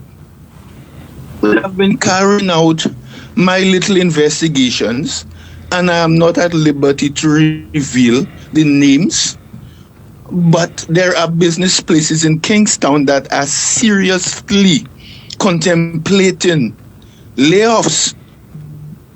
This is how bad it is. There's a car rental company that was thinking of expanding its business and the owners have changed their minds. It is how bad it is. Yes, we may have a lot of people coming for Carnival, but how many Vincentians are actually spending money in Carnival? How many? I mean, Senator James, Senator Peters, you all sat in cabinet. I'm sure you all are getting the reports, persons are speaking to y'all. I don't have the answers. I'm only asking the questions, because serious questions have to be asked as to where this country is going. Senator Peter said she doesn't want the ULP to inherit ashes. The question to this statement, in my opinion, is, can St. Vincent and the Grenadines survive 5 years? What will be the state of this country in 5 years' time under the current administration? I thank you. Very, very interesting question, and we all have to be concerned, and it's why I remember when the former Prime Minister came on his morning Comrade program and spoke of things that we need to do and what the government should do and should look at, and a lot of our own comrades were suggesting, well, you're providing too much information for them and you're helping them, but the truth is we live here. Yeah. We live here. It affects all of us. It affects us. And as Keisal said, at some point, the ULP will have to go back into office, and you don't want to allow the proverbial fire to burn and to burn everything to the ground. And we have to ensure that we can, hold things together. We help our brothers and sisters and our neighbors and be our neighbors' keeper. And it's important for us to work together as Vincentians to build the country and to keep the country going forward. We have a call on the line. Yes, caller, welcome you on the record. Hello. Yes, caller, you on the record. It's your turn. Yes. I say happy good evening to you and Keisal. I tuned in a little bit late. I called him from New York. I want to know, you don't want to say to put this service, but I want to know if you get highlight on the plane that disappear, and also how they want to privatize the new hospital, and they want to sell the port and so on. So I took the eye out here, and I feel very, very disturbed, because after we don't put in some of the hard work to make sense. You don't say independent, but heading off for the whole country, and this new government going to turn back everything. What will happen to the children on the road? They could do what they want, Carlos, but they can't run away from truth to them. You have to face truth, because Hansard just tell us that you can bust written on the book, right? Who do this and who do that? Yes. And they could do what they want. Yes, and Labour Party team will stand out. And the people who make the mistake in this. I have a old guy who said the fellow who make the thing wrong had to come back and make it right. So what are you doing down there? Yeah. All the Labour Party people and the community holding at the time say, I wash my hand in the sea. Right. And you sit down waiting. Yeah, because people outside there, all they know, so you all the carnival is to the tourists. Carnival coming along, Carlos, that I came to hear nothing about if a tourist come in, I must be wrong. But when Labour Party in point time, you don't plan for Carnival, and Carnival is hot. Right now it's like a dead. So that's my contribution. All right. Okay. Thank you. Thank you. Yeah. We have another call on the line. Yes, caller, welcome you on the record. Good morning, Comrade Carlos, Comrade Keisal Peters. Congratulations to you, my comrade. Thank you, my dear. You're bigging up. You're bigging up my guest in studio, just KMP. She come like a guest now. Of course, Keisal's my girl, man. She's my girl. She moved from a co-host to a guest. I'm big up Bling and the crew. Yes, comrade. Yeah. I want to know if Carnival really launching on Friday, because everybody asking the same question, because it seems like if Carnival is coming, the place is really, really dead. Yeah. And comrades from the NDP are asking me, Lovon, what's going on in this place? They say even Zion and I are saying the place dead. For Carnival week that's coming up and the place is dead. He sang a song about that. I went. Well, you should already sing it. No, he was in tongue and he was saying that. He was saying it to somebody, an ex-Calypsonian. Okay.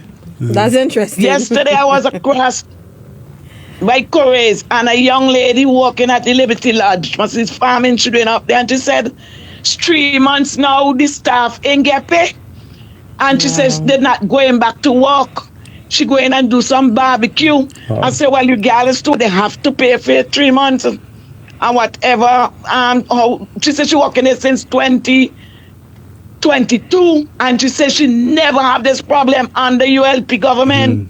3 months and they haven't get paid up to this moment. Can you imagine that? I went into Jack's downtown Anglican school. And when I entered the building, and they was dead, and I said, how ain't it dead so under the ULP? And it used to bright, and the staff told me that is true. The place is dead, nothing selling. And when I heard the Comrade talk a while ago that they're going and lay off people, it's no lie. The place is dead. And if all they listen to Rich Boys, he make up a song, listen it good, and he could tell you, he lame out a lot of things in that song.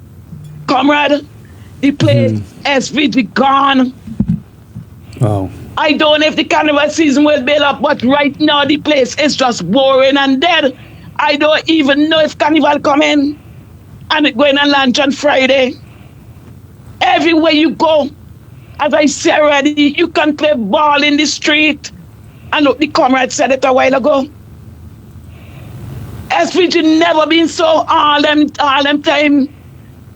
SVG used to be bright, even though things used to be a little dead, but it still used to bright. You see, people used to have money in their hand to go out and spend. Nothing going on. Lavon, I'll tell you something. All them do is just selling out. Oh, sort of killing, fire. What's going on? You tell me, Comrade. Yeah, I'll tell you something, and Keisal, it goes back to the point where the shifting of the blame, and it is the previous admin. You have been in office well over 6 months now. It is the previous administration why things are like this. And I'll tell you something. When there's a reason why we're doing capital projects, Keisal. We spoke about it in the parliament during the budget, the estimates and the budget presentation.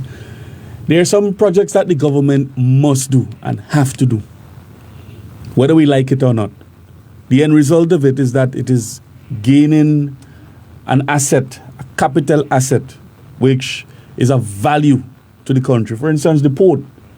When we built the port, you heard the comments, we're building port for, we don't need a port. We build the yes, International Airport. We don't. Do you know the amount of people and truckers, electricians, masons, carpenters, taxi operators, accountants, engineers?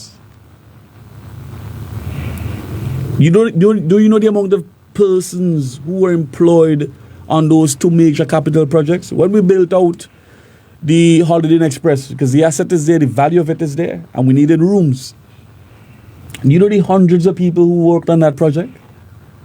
You go down to Sandals during the construction phase of that hotel, the hundreds of Vincentians who were there walking along with the persons from Codelpa, the contracting firm that came in, and worked hours into the night. I saw Vincentians working hours that, I said, well, wait. Vinci's alone in a new kind of culture with construction because there were timelines, they were setting timelines. Yeah. You're being paid double pay on holidays, you have to come to work. That's why the money was circulating. And that is the point I'm making. The monies were circulated in the economy. But when you go to the budget and you cut nearly every single capital project that is there listed. Now the operators for the backhoe and the excavators, they're parked. I see them, I drive around and see them parked every day. They're telling you, well, there are no major works going on for us to be and people, we were in the cabinet when every week we had concessions, the amount of these things were coming in the country. Excavators, backhoes. And then they criticize us for giving concessions to the small businesses. And these are the small operators who were getting these things. Crazy. Because they were bringing them in for a reason. They were bringing them because work was available for them to do. That is what was taking place. Comrade, and where cannot take it anymore now. Where we are right now, there's no trickle-down effect. So what you explaining there to us, Lavon, is the lack of circulation of currency in the economy, because we have pretty much put a hole on all the major capital projects. We're starving the economy. So what that is called in economic terms, it is creating an economic drag on the economy. That is what it is. Oh my God. It's called an economic drag. And that has the implications now on even what you will call the spending of persons, the spending power. So whereby a man will go down the road and buy, a bucket of 3 for 10 or 5 rungs or 2 rungs of 3 for 10, he might probably settle for a pity and stretch that out now with a chase and stretch that out with a chase a whole night, because he don't have the money now to buy multiple drinks and share it with his friends and lime him, So exactly. during the carnival no now, money. you're going to see a lot of people, you're going to see a lot of crowds, but I will tell you something, and I've noted it in the rural carnivals. A lot of the bars were saying to us that, boy, a lot of people came and jumped up, but we didn't make a lot of money. Because the revelers and a lot of them are young kids. They're going out to party and have a good time, but they don't have the spending power to actually purchase They don't have the things. spending money. So you are going to see, and I wish the carnival well. I wish the persons who are going out on the road well. All of the stakeholders involved. I want the best for carnival, but let's face the reality. The spending power is just not there, because you're going to see a lot of people come out on the streets, but everybody going to be standing up watching each other in the face. They just come out, but they had no money to spend. They're going to be watching each other in the faces. This is hard. And a man who will normally a man who will buy some Hennessy and Baileys and so on, he will settle down for a little pity and a quart and stretch that. He can't buy that anymore. And stretch that, not just whole night, he might stretch that into 2 days, because some might leave over and he carry it over in the pocket and bring it back the next day. Yes. Keisal, you laugh. I tell you the reality of the thing. Oh, jeez. We want to pick up all the... Wait, hold on, Lavon. You ever hear man stretch a pity and a quart? Oh, tell you. He put it in the pocket, he drinks some today. He put it in the pocket. And he go throw water on it too. He carry it home and bring it back the next day with whoever leave back. And he might tap it up a little bit. He can't afford it. That's the point I'm making. And he buy a little ginger ale, a Coke, a zest cola to trace with that. That is reality what's out there. You have to have a keen eye to see what's going on. Yeah? Watch a SVG, eh? Let me pick up all those who are going to graduate today at the park. Yes. Remember that big graduation today? Yes. The I have a students, nephew going to graduate today, so I have to get ready for go down. Yeah. Yeah. And I want to join you in congratulating them too. Yeah. All of the students. Yes, and I want to congratulate all those who went for the CP. I can imagine how they feel, because last year, when my nephew plays 9-17 for boys, we jump up, we cry, we couldn't believe it. Mm-hmm. And I can imagine the rest parents of them whose children, came in good. And I want to big up to Comrade Brewster. He get a good Father's Day. Yeah. He get a good Father's Day from his son. Yes. And all the others students, big up all yourself. Who didn't make it, but they will be going to secondary school, big up all yourself. You're bigging up Bruce. Now Bruce alone make the child. He has a lovely wife who's a woman from Chateaubriand. Mistress Brewster, who's from Chateaubriand, and a very bright and articulate lady too. And the community. that is very true. And I always tell Randy, I say, hey, nah, I know your wife before you and her. Because we going way back in New Testament church days, going camp and all them things. Yeah, so big up Tisha. Yes. And I know Tisha put in a lot of the work, but Randy. And Comrade, I'm missing me Prime Minister.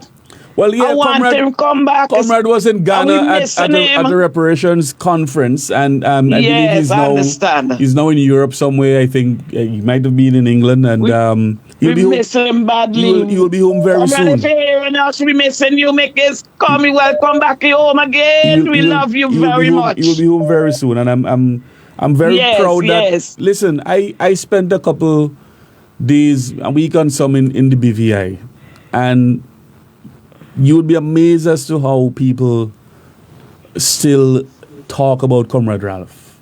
I traveled. I stayed off in Barbados, and I'm there speaking to some professionals, and you'll be amazed as to how people regionally and internationally still look up to this man and they Yes, talk about him and he's the world boss and the quality leadership. Carlos. You know, so this man is well recognized anywhere he go now.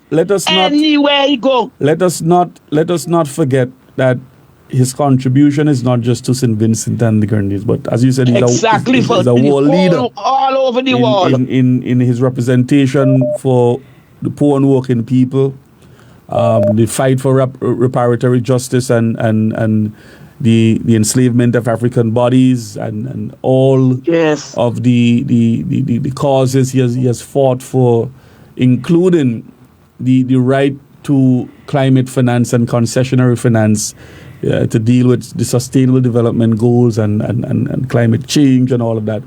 He's a voice of reason that is recognized easily as a world leader. People love him, man. When it comes to matters dealing with the developing states, socio-political issues globally.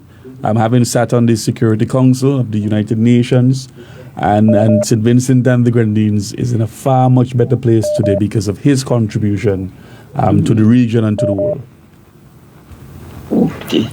Well, yes, Comrades, sister, it's lovely hearing you. Yes, I appreciate hearing you today. Yes. And we shall hear from you all again. Yes. And then I'm one who was worrying if he was going to leave us. No. I was asking the same question. I said, no, man, we just start to enjoy Carlos and Keisal. No, man. Yes, I'm glad you cleared the air this morning. I am very much in St. Vincent and the Grenadines. From time to time, I may travel regionally to do some work. Senior council things. In other courts across different jurisdictions. Congratulations again, man. But I am here. Yes, thank you. I'm very much here in St. Vincent and the Grenadines. Okay. Yes.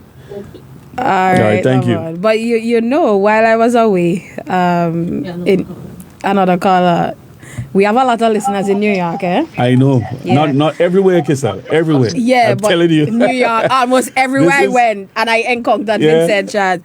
Oh, that is why we not hear on the record. Yeah, it's a widely listened to program. Yes. You know, yes, caller, you on the record? Comrade Carlos James.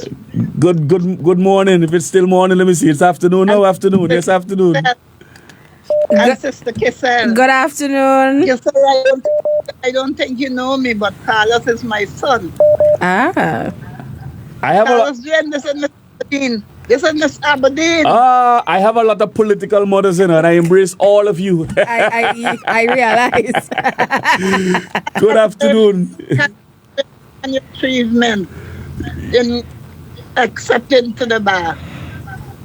Well, in another jurisdiction, different from St. Vincent. I've been at the bar here in St. Vincent for about 16 years before the bar in St. Vincent, yes. You're doing a very good job. Thank you. I appreciate Carlos, that. I want to tell you that St. Vincent is very hard. Nothing doing. But this is what the people say that they want. Because they figure when they want it, the Labour people would suffer more than them. But the rain fall on everybody's house roof. Yeah. And the wind blow in everybody's window. So, just keeping on. That is what I am doing. And I'm staying here because I am a Christian woman and I believe that God would bring us back soon. Yes. We don't have much delay. Hold strong to that faith. And I want you to don't be discouraged. I know how things are out there. No, I want you to hold strong to that faith. Down my flag. I would never take down my flag. Mm-hmm. And I want you all to go through the villages and everywhere and unite with other people. Yes. Don't give them a chance to go through. You all don't, because you all lose. Let me tell you something, Carlos. A tree will lose all its leaves and all its branches, but the trunks remain. And once the root is firmly planted, and they remain green. Yes. And when it springs, the tree will bear back branches, it will bear back leaves. And when it springs, it will spring fruitfully. And bloom, of course, as you rightly say. Yes, I'm familiar with that. So we're not with that dead. tale. We're not dead. The leaf is just withered Yes. for a little while. And To and it's get and it's people- and it's important for comrades like you to water that plant and metaphorically, because Yes. the political party that we belong to belongs to all of us. Yep. It's not owned by any Yes. individual or group. It is owned by Yes. every hard working card carrying member of the Unity Labour Party. This is your party. Yes. It was here before Keisal and I came. It was here before many of the persons who ran and were members of the former cabinet and so on. And that's the point, that we have inherited the legacies of Sir Vincent and Cato and so on. But Cato was my grandmother brother, my father. so and he was my great correctly so, and that is the point why I'm making this call, that each and every one of us. So that's why the root always remains. Right. We have that responsibility to water it and to nurture it and to have it and to allow it to spring back and bloom. You're quite right. The scripture said, I agree with what you're saying. he that wait upon the Lord shall renew his strength. Mm-hmm. And you shall run and never weary, and you shall walk and never faint. And you have God in the center with you. So the root and the trunk and the branches and the leaves will bloom back and very bright. Yes. I tell you, nothing, if we don't try to wait on God, we will fall apart. But once we wait on God, we are going to bloom. Mm-hmm. Yes, don't mind Certainly. them. Don't mind them. I think your call has been one of the most important calls Yes. we have received on this program, mind on the them. record. And I want to thank you Don't very much mind for them, that. Carlos. I believe strongly in God. I am here. I can't walk out now, but I believe in God, and He has keeping me. Is He wonderful? I am not worthy enough to call upon His name, but He said, "He that wait upon the Lord shall renew his strength."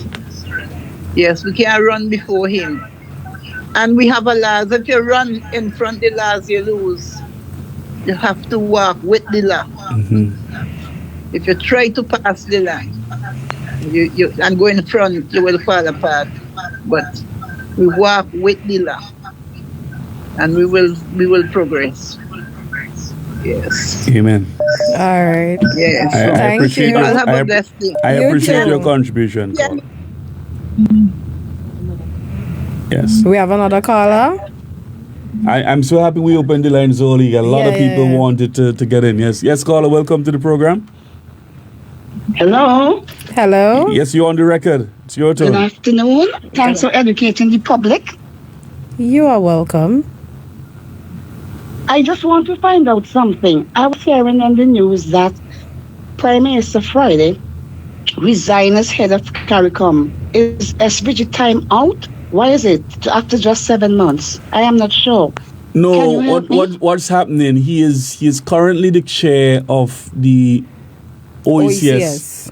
It's the Assembly of Ministers, the OECS authority, and the chairmanship is rotated to different heads of state or prime ministers rather within the authority. So St. Vincent and the Grenadines had their turn. I'm glad you mentioned it, because nobody talking about it, because the fact that his leadership is so poor, not just locally but regionally, that he for a year or a few months he served as I will listen on air. as the Thanks. yes, thank you caller. For a few months he served as chairman of the OECS authority. But nobody heard about it.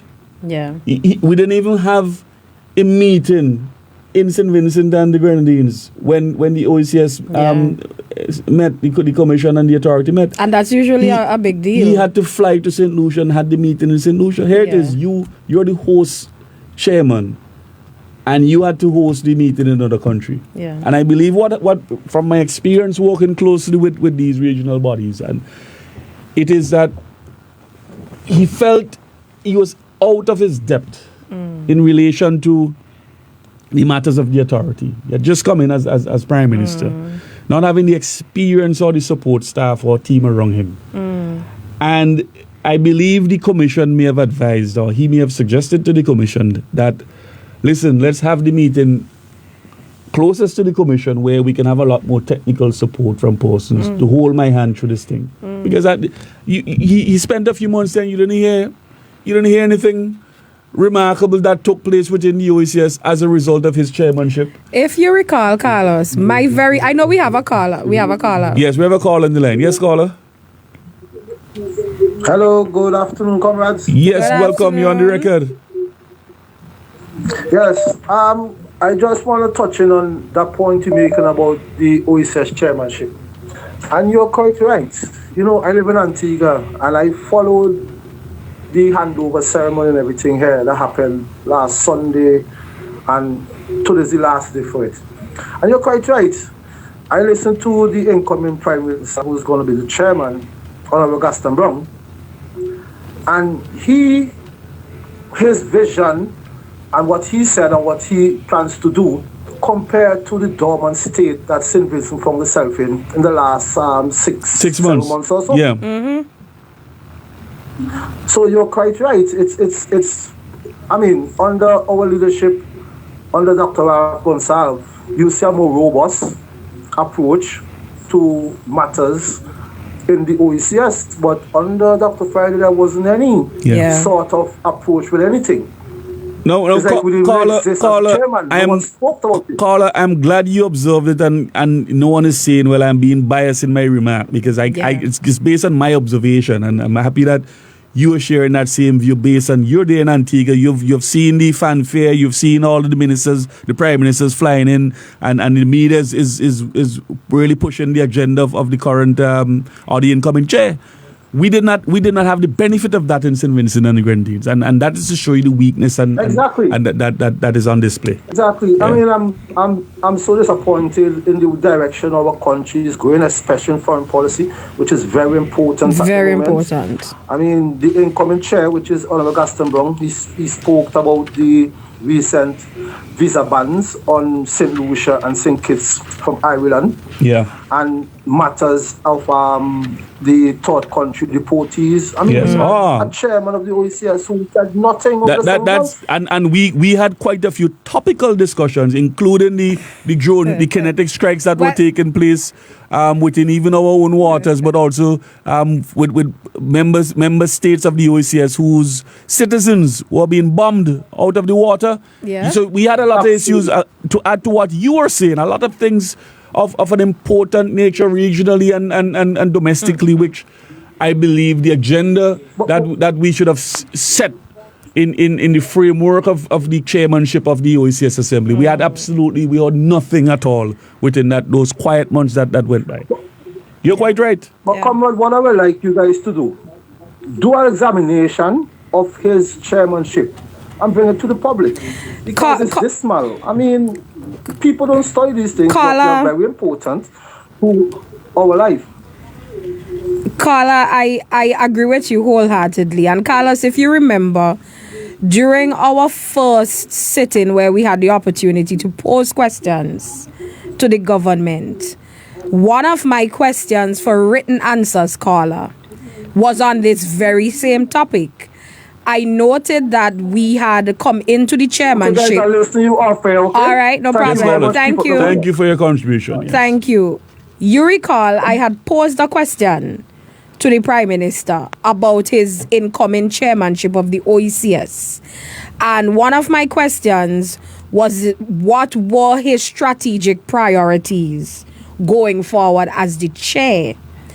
And the Speaker of the House blocked that question. And to date, we do not know what has happened in the 6 months, OECS-wise. What causes have we led on behalf of the OECS? And you are right. Many things happened over the last 6-7 months that affected CARICOM, that affected the OECS, and the chairman of the OECS was very silent. And I will take up the caller's challenge to do a deep dive into our chairmanship of the OECS over the last 6 months, and we will report back.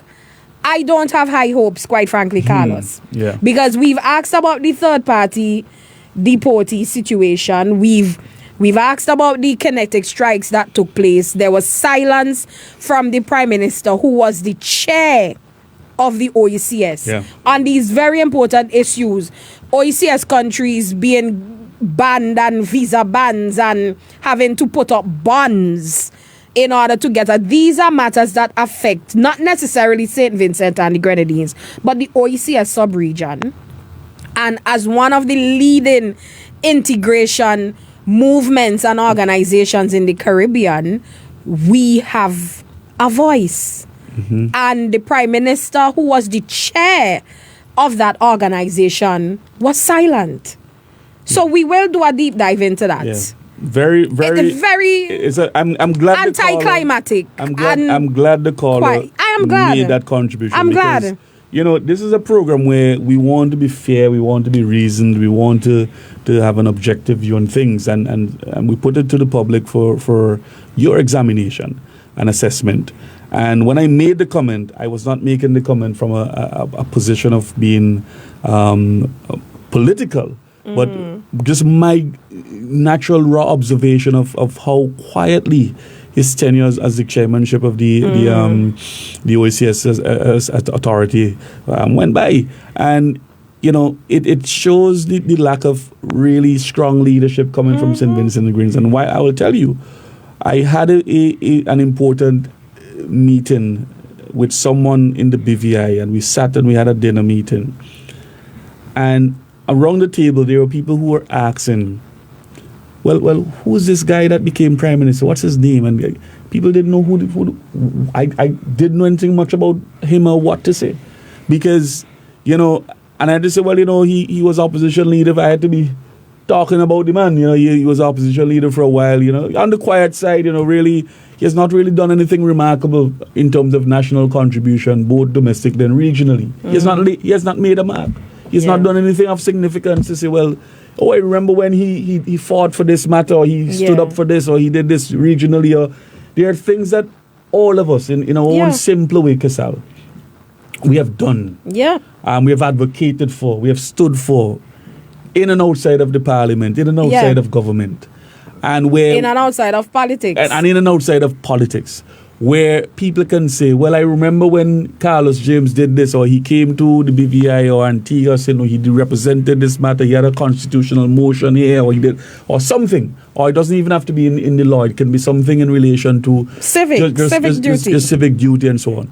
But there are people out there questioning, well, who is this fella that assumed the prime ministership, and what has he done?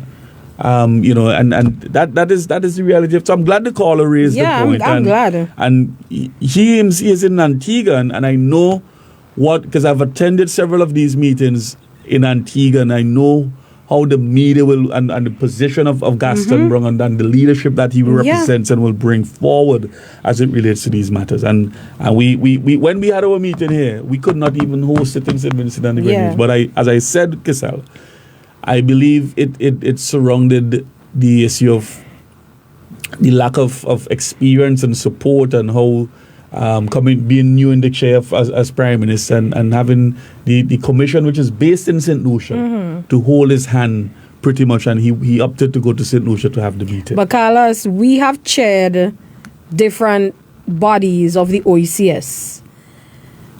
The commission is in St. Lucia. Technology allows you latitude to receive your briefings. Yeah. If you are interested enough, and if you have the requisite curiosity to do the job, you will do it. Yep. So, you know, for the people who are in a perpetual state of making excuses for the current Prime Minister, who's been a parliamentarian since 2001. Yeah. And is demonstrating, yes, you're new, yes, I'll give you that, but concepts should not be new to you as a new Prime Minister who's been in Parliament since 2001. Yep. Let me talk the things then, please. Yep. Tired of the nonsense. I want to go back to answering a question from one of the. There are no calls yet, right? Right. We have a call? Oh, my. Yes. Let's take the call, and I have a question here to answer from someone. Yes, caller, welcome. Yes, sir. And remember then, our Prime Minister said that he don't know what is collaterals. He don't know what is collaterals. And remember, he ran away from answering questions. He cannot answer the minister who cannot answer good questions. He like a stage one child when anybody asks him any question. Because he want to keep everything hush-hush. But let them go ahead. Yes. Yeah. All right. All right, thank you. I'll have a blessed God bless You too. Yes. It is what it is. We have another call on the line. Yes, caller, you're on the record. Today, we're officially making today the day of the Callers Day. Yes, you're on the record. Hello? Yes, caller. Yes. I'm calling back again. But you see, we have a whole time saying, Carlos, who you gotta run to on that day? Who you gotta run to on Judgment Day? Friday criticize so much. So then you don't know how no time to. When you're in opposition, instead of take time to go out and make friends abroad. You stay home and every time the Prime Minister PM put up, you criticize. Yes. Now the shoes is wearing on the next foot. You don't know when you're going to turn. He wasn't prepared for leadership. And grinning. You really going on Facebook and grinning like he grindy. Every time you see him, he poses up and taking pictures. That is not a Prime Minister stewardship. You do something and you come and make the people in Simonson know what's going on. But up to now, people ask him, where is he going all about? He coming back, nobody know what they're bringing back. And people is talking and drill bad on the behalf of Simonson and the Grenadines. Yeah. It's totally bad. Not going on. No production. As a prime minister, people want to know who he is, where he come from. They never knew him. Yeah. all the talking of they're going to China, they want to hear him. But China listened to all the criticism when the Labour Party was in power. So now you choose who you gonna come to. I can't help you. You pull down instead of build up. That's my contribution. All right, thank you. Like he made me laugh there. Yes, and I know he called back. I recognize the voice. He's a good comrade. I know him very well. And thank you for all your support, comrade. Yes, caller, welcome to the program. You're on the record. Carlos and Keisal. This is one of your comrades. Hello. I don't even recognize the voice. Not yet. You're in Canada? Yes. Oh, come on, you man. recognize the voice now. I know all of you. You know all of you. Once a comrade is a comrade. Anywhere in the world, I could find you. I know you. I have to be a diplomat. Yes. But by not giving you my name. Right. But you know who I am. Yes. And tell Keisal who I am. All right. All right. Now, I got two questions. You were the head of aviation during your tenure. Mm-hmm. Am I correct? That's correct. Right. Now, we had an accident, incident, I should put it as an incident, with an aircraft that took off in St. Vincent, heading towards Tobago. Mm-hmm. Have you recall that? Yes, I was following the developments there. Right. And at this present time, as an aviator myself, I want to know what's happening with that aircraft and the two pilots in command. I have heard the Minister Leacock spoke about what transpired with that aircraft. And it's not satisfactory to an individual like myself who studied in that direction. Mm-hmm. And I want to educate the people in St. Vincent and other part of the world, and many pilots knows that when you filed a flight plan, you have to give the description of the aircraft, you have to give the weight and balance of the aircraft, and you have to give your route. Whether you're flying 340 degree northeast or southeast, and you have to give your altitude. Now, St. Vincent Airport is a very young airport. It's not a very young airport, just that. Yes. And many pilots, like myself, will like to take advantage of that airport. St. Vincent Airport is one of the best airports throughout the whole of the Caribbean. I've flown around many of them. Mm-hmm. And I can tell you the approach dealing with Stratus, because that same aircraft was flying under Stratus cloud. And when you're approaching, heading towards Trinidad and Tobago, for the radar communication, when you leave St. Vincent, if you're flying under 7,000 feet, Trinidad radar would not pick you up.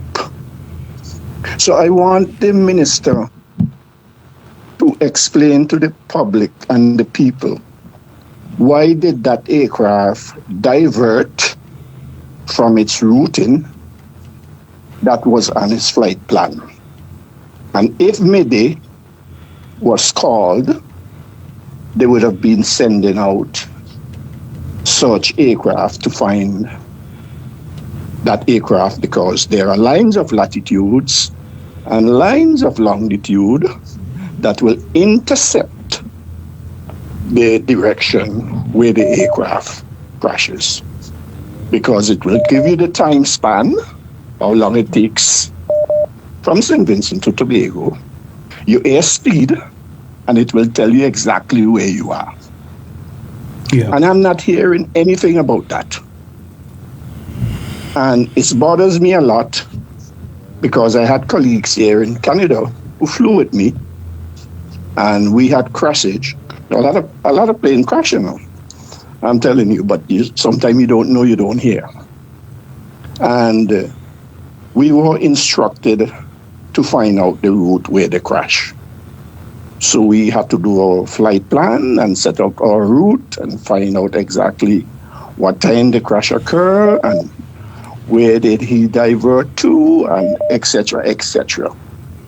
So I want to know what is happening in St. Vincent when you can speak out about an aircraft and what was in the aircraft, because all of these things are supposed to be on the flight plan. Yeah. And I'm not hearing anything. You're quite right, because a statement was released about a missing aircraft, and it's only, I would say, a reasoned opinion that for transparency, you have identified the location the aircraft was found, and it is for transparency that you disclose. Well, both the pilot and passengers were found, and they're safe, and this is the location where whether the flight was rerouted or it continued on its flight plan.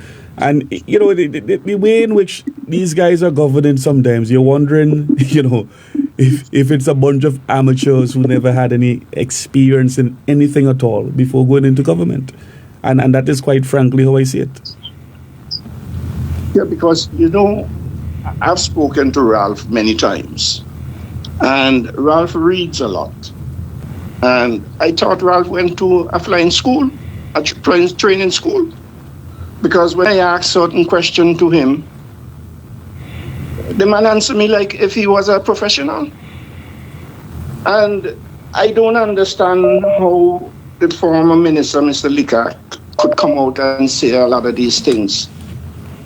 And he's not informing. He's not informing. This are sensitizing the Vincentian public in the proper way.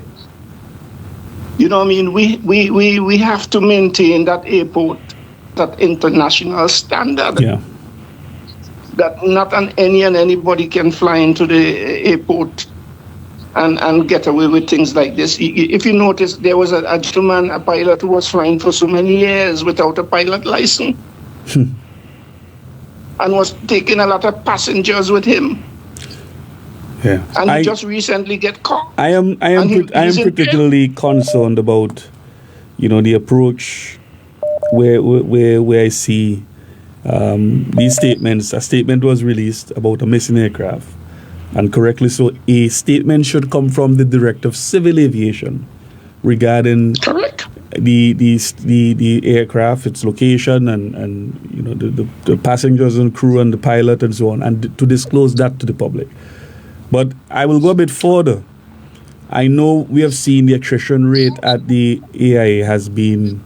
We have to blink twice when we look at what I've noted there, and I'm concerned about a lot of the inexperienced persons who are also working in civil aviation and at the airport as well, directly under the Ministry of ANC ports, whereby aviation security is not like guardsman security. It's not like going down the road and hiring two security for amalgamated or guardsmen.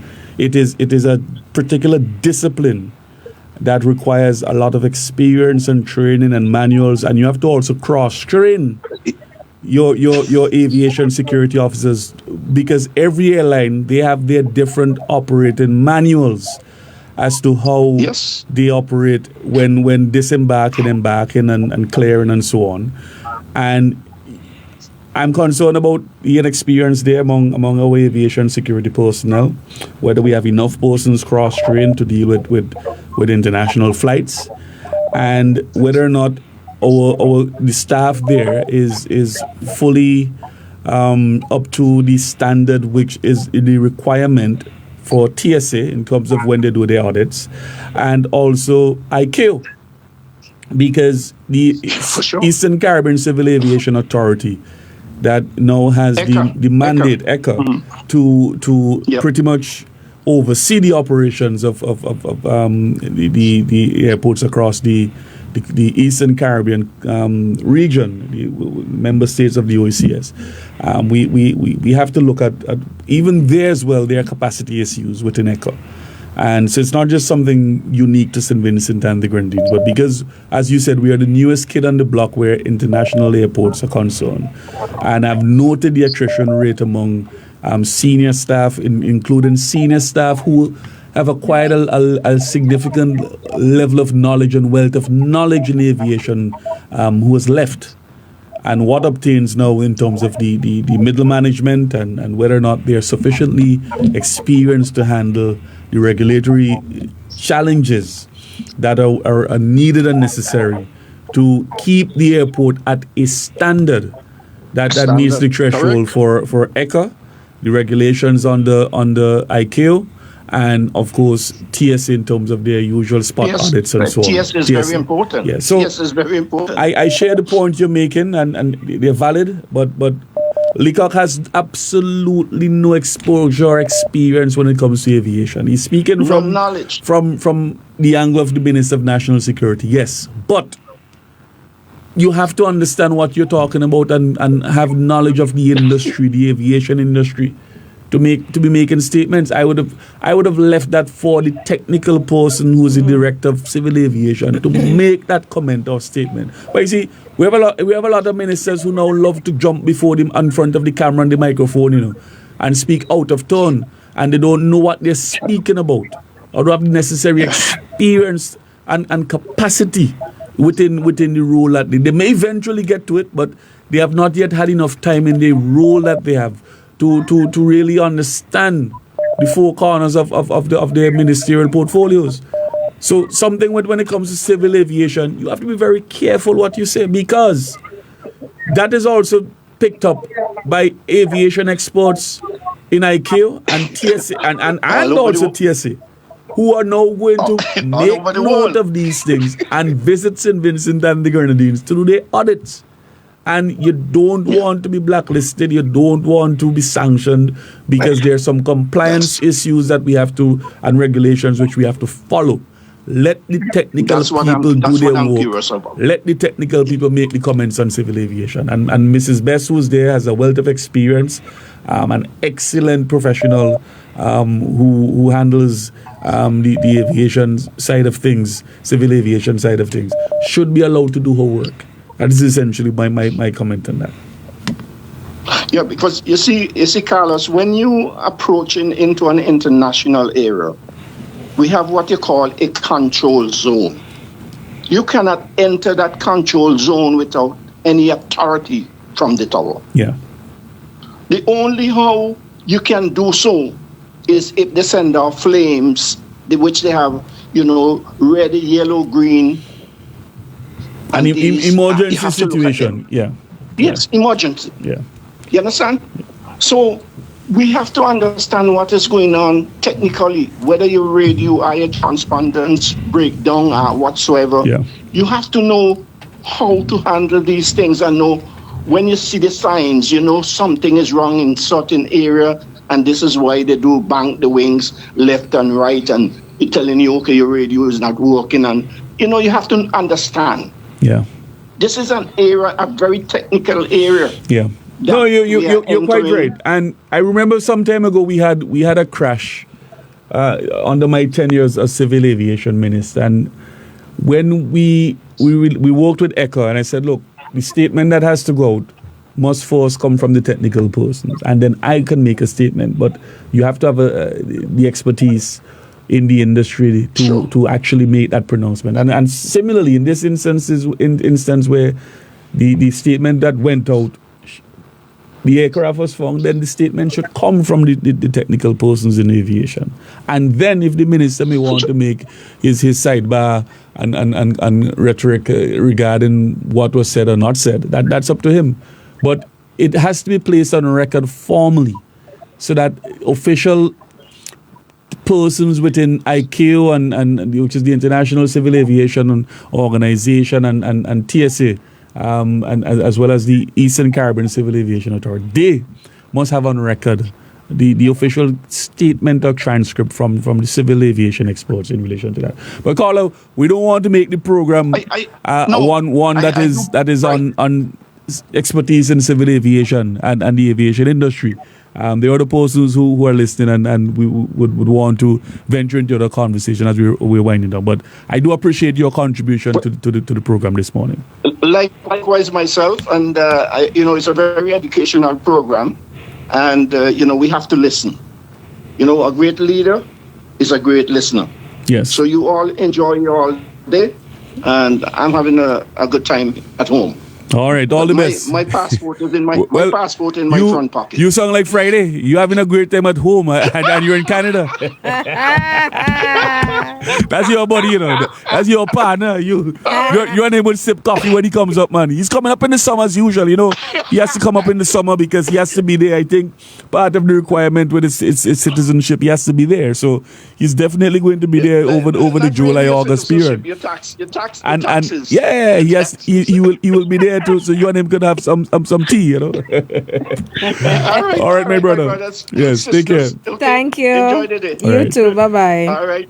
Now, a previous caller had raised a question, which I have the answer here too, and because we have had some calls, and the caller had asked, well, what happened to the petition cases? Right.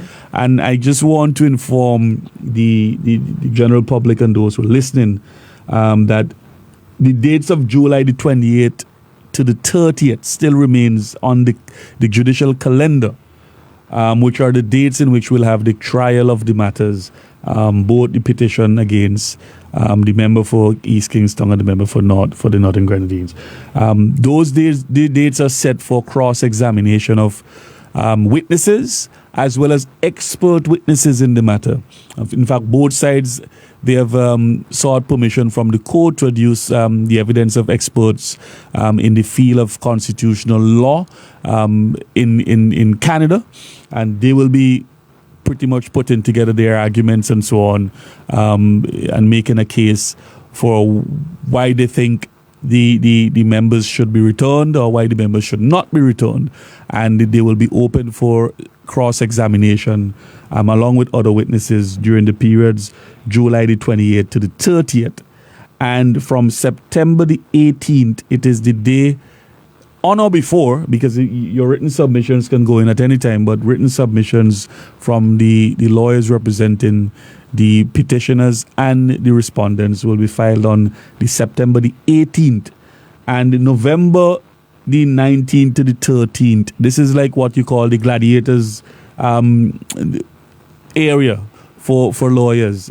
Oral submissions, where we'll have oral arguments be presented to the judge during November the 19th to the 13th.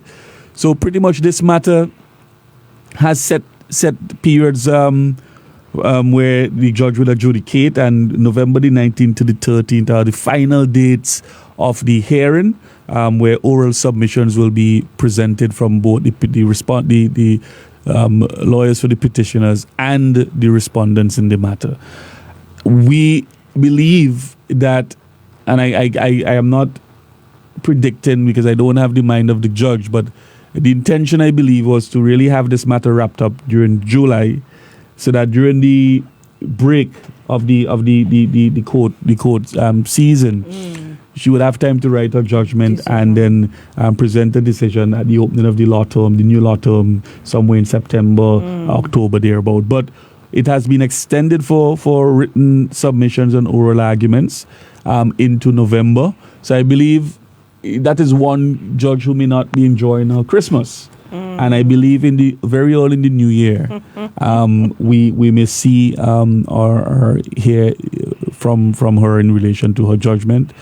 But I'm also not ruling out, Keisal, that the written submissions in September, she used the period between September and November to pretty much put together a skeleton of her judgment, because she would have already have the written submissions in. And the oral arguments between November and the 9th and the 13th pretty much would be used for even herself to pose questions on issues of clarity which she may want from either side as to how she is to make a decision.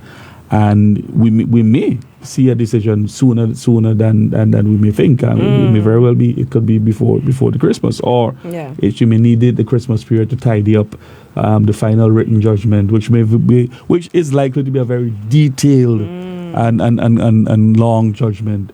Or we may have a preliminary judgment and then a written judgment filed after. So anyhow you put it, we may likely go into the new term in January, thereabout, in the first quarter of next year in relation to this matter.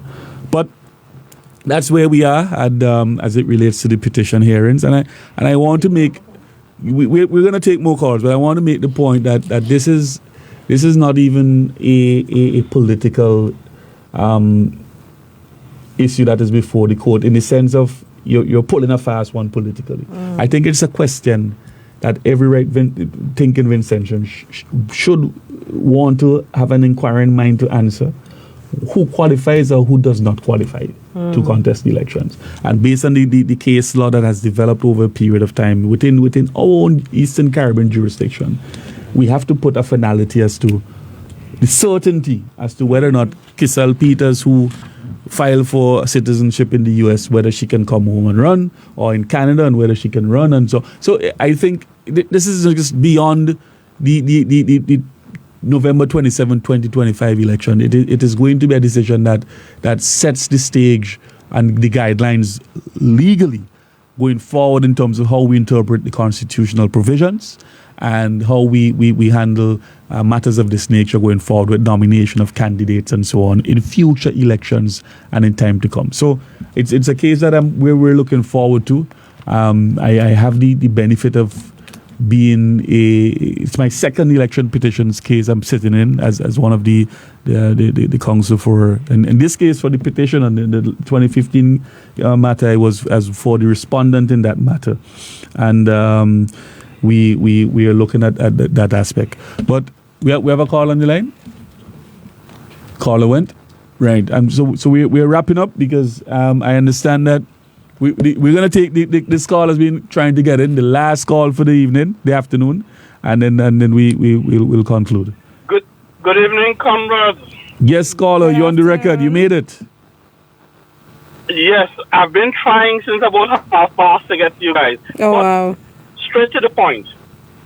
It really annoys me that you and every other moderator has to take between 30 and 40% of your time to explain the situation, to correct errors, to put things straight. Yeah? And the vital information that we need, because I'm in the UK, so I don't know what's going on. I depend on you guys to give me the information. I hear some, but you qualify it for me. And the amount of time, like today, the amount of time you spent correcting the minister on his errors, on his behavior, on his attitude. It almost reminds me of a preschool. You're back teaching preschool. You're back teaching manners. These gentlemen have to grow up and have to start giving us the information along with what you all, yourself and Keisal, because it's vital information for us in the diaspora. It is what we depend on. It's how where we're going, what is happening in St. Vincent, how our families are doing in St. Vincent.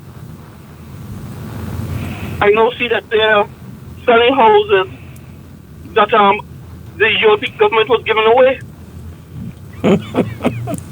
All of this. Keisal had raised it earlier. I'm sorry we didn't get enough time to go into that, but we will touch that next week. We're going to touch it. We had to gather some more information on that.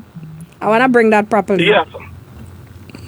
Yeah, because I just saw a headline, and I don't know where it's going. I don't know if that is vital information for us, because unlike it or not, we in the diaspora still are interested in the development of St. Vincent, even though a ULP government is not there. We still need to see it prosper. Because when you guys get back into power, we don't want you to have to spend the first 3, 4, 5 years putting things right. We had to do that back in 2001. We don't need to do that again. Yeah. We need straight leadership. We need persons to come and talk to us as if we are adults, not little children. But I'm sorry to say, but you guys have to go on there, no matter which moderator, and have to start as if you're starting from scratch again, to teach them how to behave, how to approach people. Diplomacy 101. And stop lying. Yeah. Yeah, they need to stop lying. Yeah. It doesn't look good for St. Vincent. And it's St. Vincent we're talking about. We're not talking about them individually. They are individuals. And the whole of St. Vincent is bigger than they themselves. We are all minute compared to where St. Vincent is concerned. Yeah. We are just part of a bigger picture. Anyhow, comrades, yes. I know it's the last caller. I'm the last caller. All right. Yeah, I'm happy you're able to get in. I'm sorry for the wait. We had quite a few calls today. I miss you guys because y'all were off the radio for a while. A lot of people are off the radio for a while. I know the Comrades are out. Yes. So you should be back soon. I'm just glad. I'm just glad that he's back and everything is going to be back on schedule. Yes. All right. Anyhow, just I'll call us. You all have a good day. Thank you for your contribution. I appreciate it. Thank you. Okay. All right. You have a question? Yeah, somebody's asking how can the public get access to the response from written questions that are submitted in Parliament? Well, repeat it. I want to answer that. Repeat it so they could hear. So, somebody is asking, right? How can the public get access to the response from written questions that are submitted in Parliament? Well, we haven't even received responses to our written questions that we've submitted since Parliament convened following the general election. So I hope that answers your question. We have sent 2 sets of written. We've sent 2 sets. Of written you sure it's 2? No, I feel like it's 3, man. We have had two sittings of the Parliament. Outside remember we sent some for the very first sitting. During the estimate. You mean the ones you blocked? Yeah, but some of my questions were admitted. So I'm waiting on the responses for 3 sets of written questions to date. I'll tell you I have something. not received them, I'll but tell you something. once we get them, we will come here and discuss them. I am glad that person contributed that question. Yeah. I'm Because, happy. You know, all of the questions we have put in for written answers, we're yet to receive any. And that's the type. That is what passes for governance in the St. Vincent and the Grenadines. You hear me, caller? And you know, we have to raise the issue of Parliament as well, because outside of the budget cycle, we're now into month 6, the end close to the end of month 6 of the year, and we have not had at least 2 sittings of the Parliament properly outside of the budget and the estimates, and we're into month 6. And that is to tell you, we'll discuss that a bit later next week. But it goes to show you that the NDP, when you have a developmental agenda, a strong developmental agenda, you're going to have bills to pass in the Parliament to move forward what the things you want to get accomplished and done. Amendments to existing bills to streamline and tighten and sharpen some of the things that already exist in existence, so that you bring to the Parliament almost every month or twice a month bills that are going to move things forward to ensure that there's a smoother flow for businesses, to drive growth in the economy, to establish, even though we are critical of it, which is the citizenship by investment, it needs an act of Parliament. And 6 months in, remember CBI was meant to be the savior for everything, you know. Yes. And not even that, they have a draft legislation in the form of a bill to bring to the Parliament for scrutiny. That is to show you that the fellas are deep out of their depth. They have no sense of bearing as to what they're doing. Because if they did, it will be guide the parliamentary legislative agenda will guide the way in which how they govern. It will give a precursors to the direction they're taking, the aggressiveness in governance, simply by having a very active and robust legislative agenda to shake things up, to create reforms, to amend existing provisions in the law, and to bring new laws. Go back to the DULP in 2001 and the Education Act and the different things that were done and create even the very carnival we're talking about next week, the Carnival Development Corporation Act was drafted under the DULP. National Emergency Management. The NEMO Act, all of these things. So you must have a program, a strong policy agenda, and backed by a strong legislative agenda in the Parliament to push through those policies. Yeah. So that is an example of a government that has no clue what they're doing, deep out in the ocean, out of their depth, in functioning as a serious and responsible government in the year 2026. And I think that is my concluding, my parting shot on the record this morning and into the early afternoon, Keisal. Yes. So, folks, it's been great. I'm happy to be back. We're happy to be back. And we received all the love and the notes that you were missing us. So, you know, maybe sometimes absence make the heart go fonder. But, you know, I'm always happy to be here with you to put matters on the record as we discuss national development, or in some instances, the lack thereof. But as we have this discourse on our beloved St. Vincent and the Grenadines. So until next time, this is yours truly, Keisal Melissa Peters, a.k.a. KMP, a.k.a. Big Deal, here with my brother Carlos James. On another edition of On The Record. Carlos? All right. All the best and Godspeed to everyone. We love you. Take care. We're out.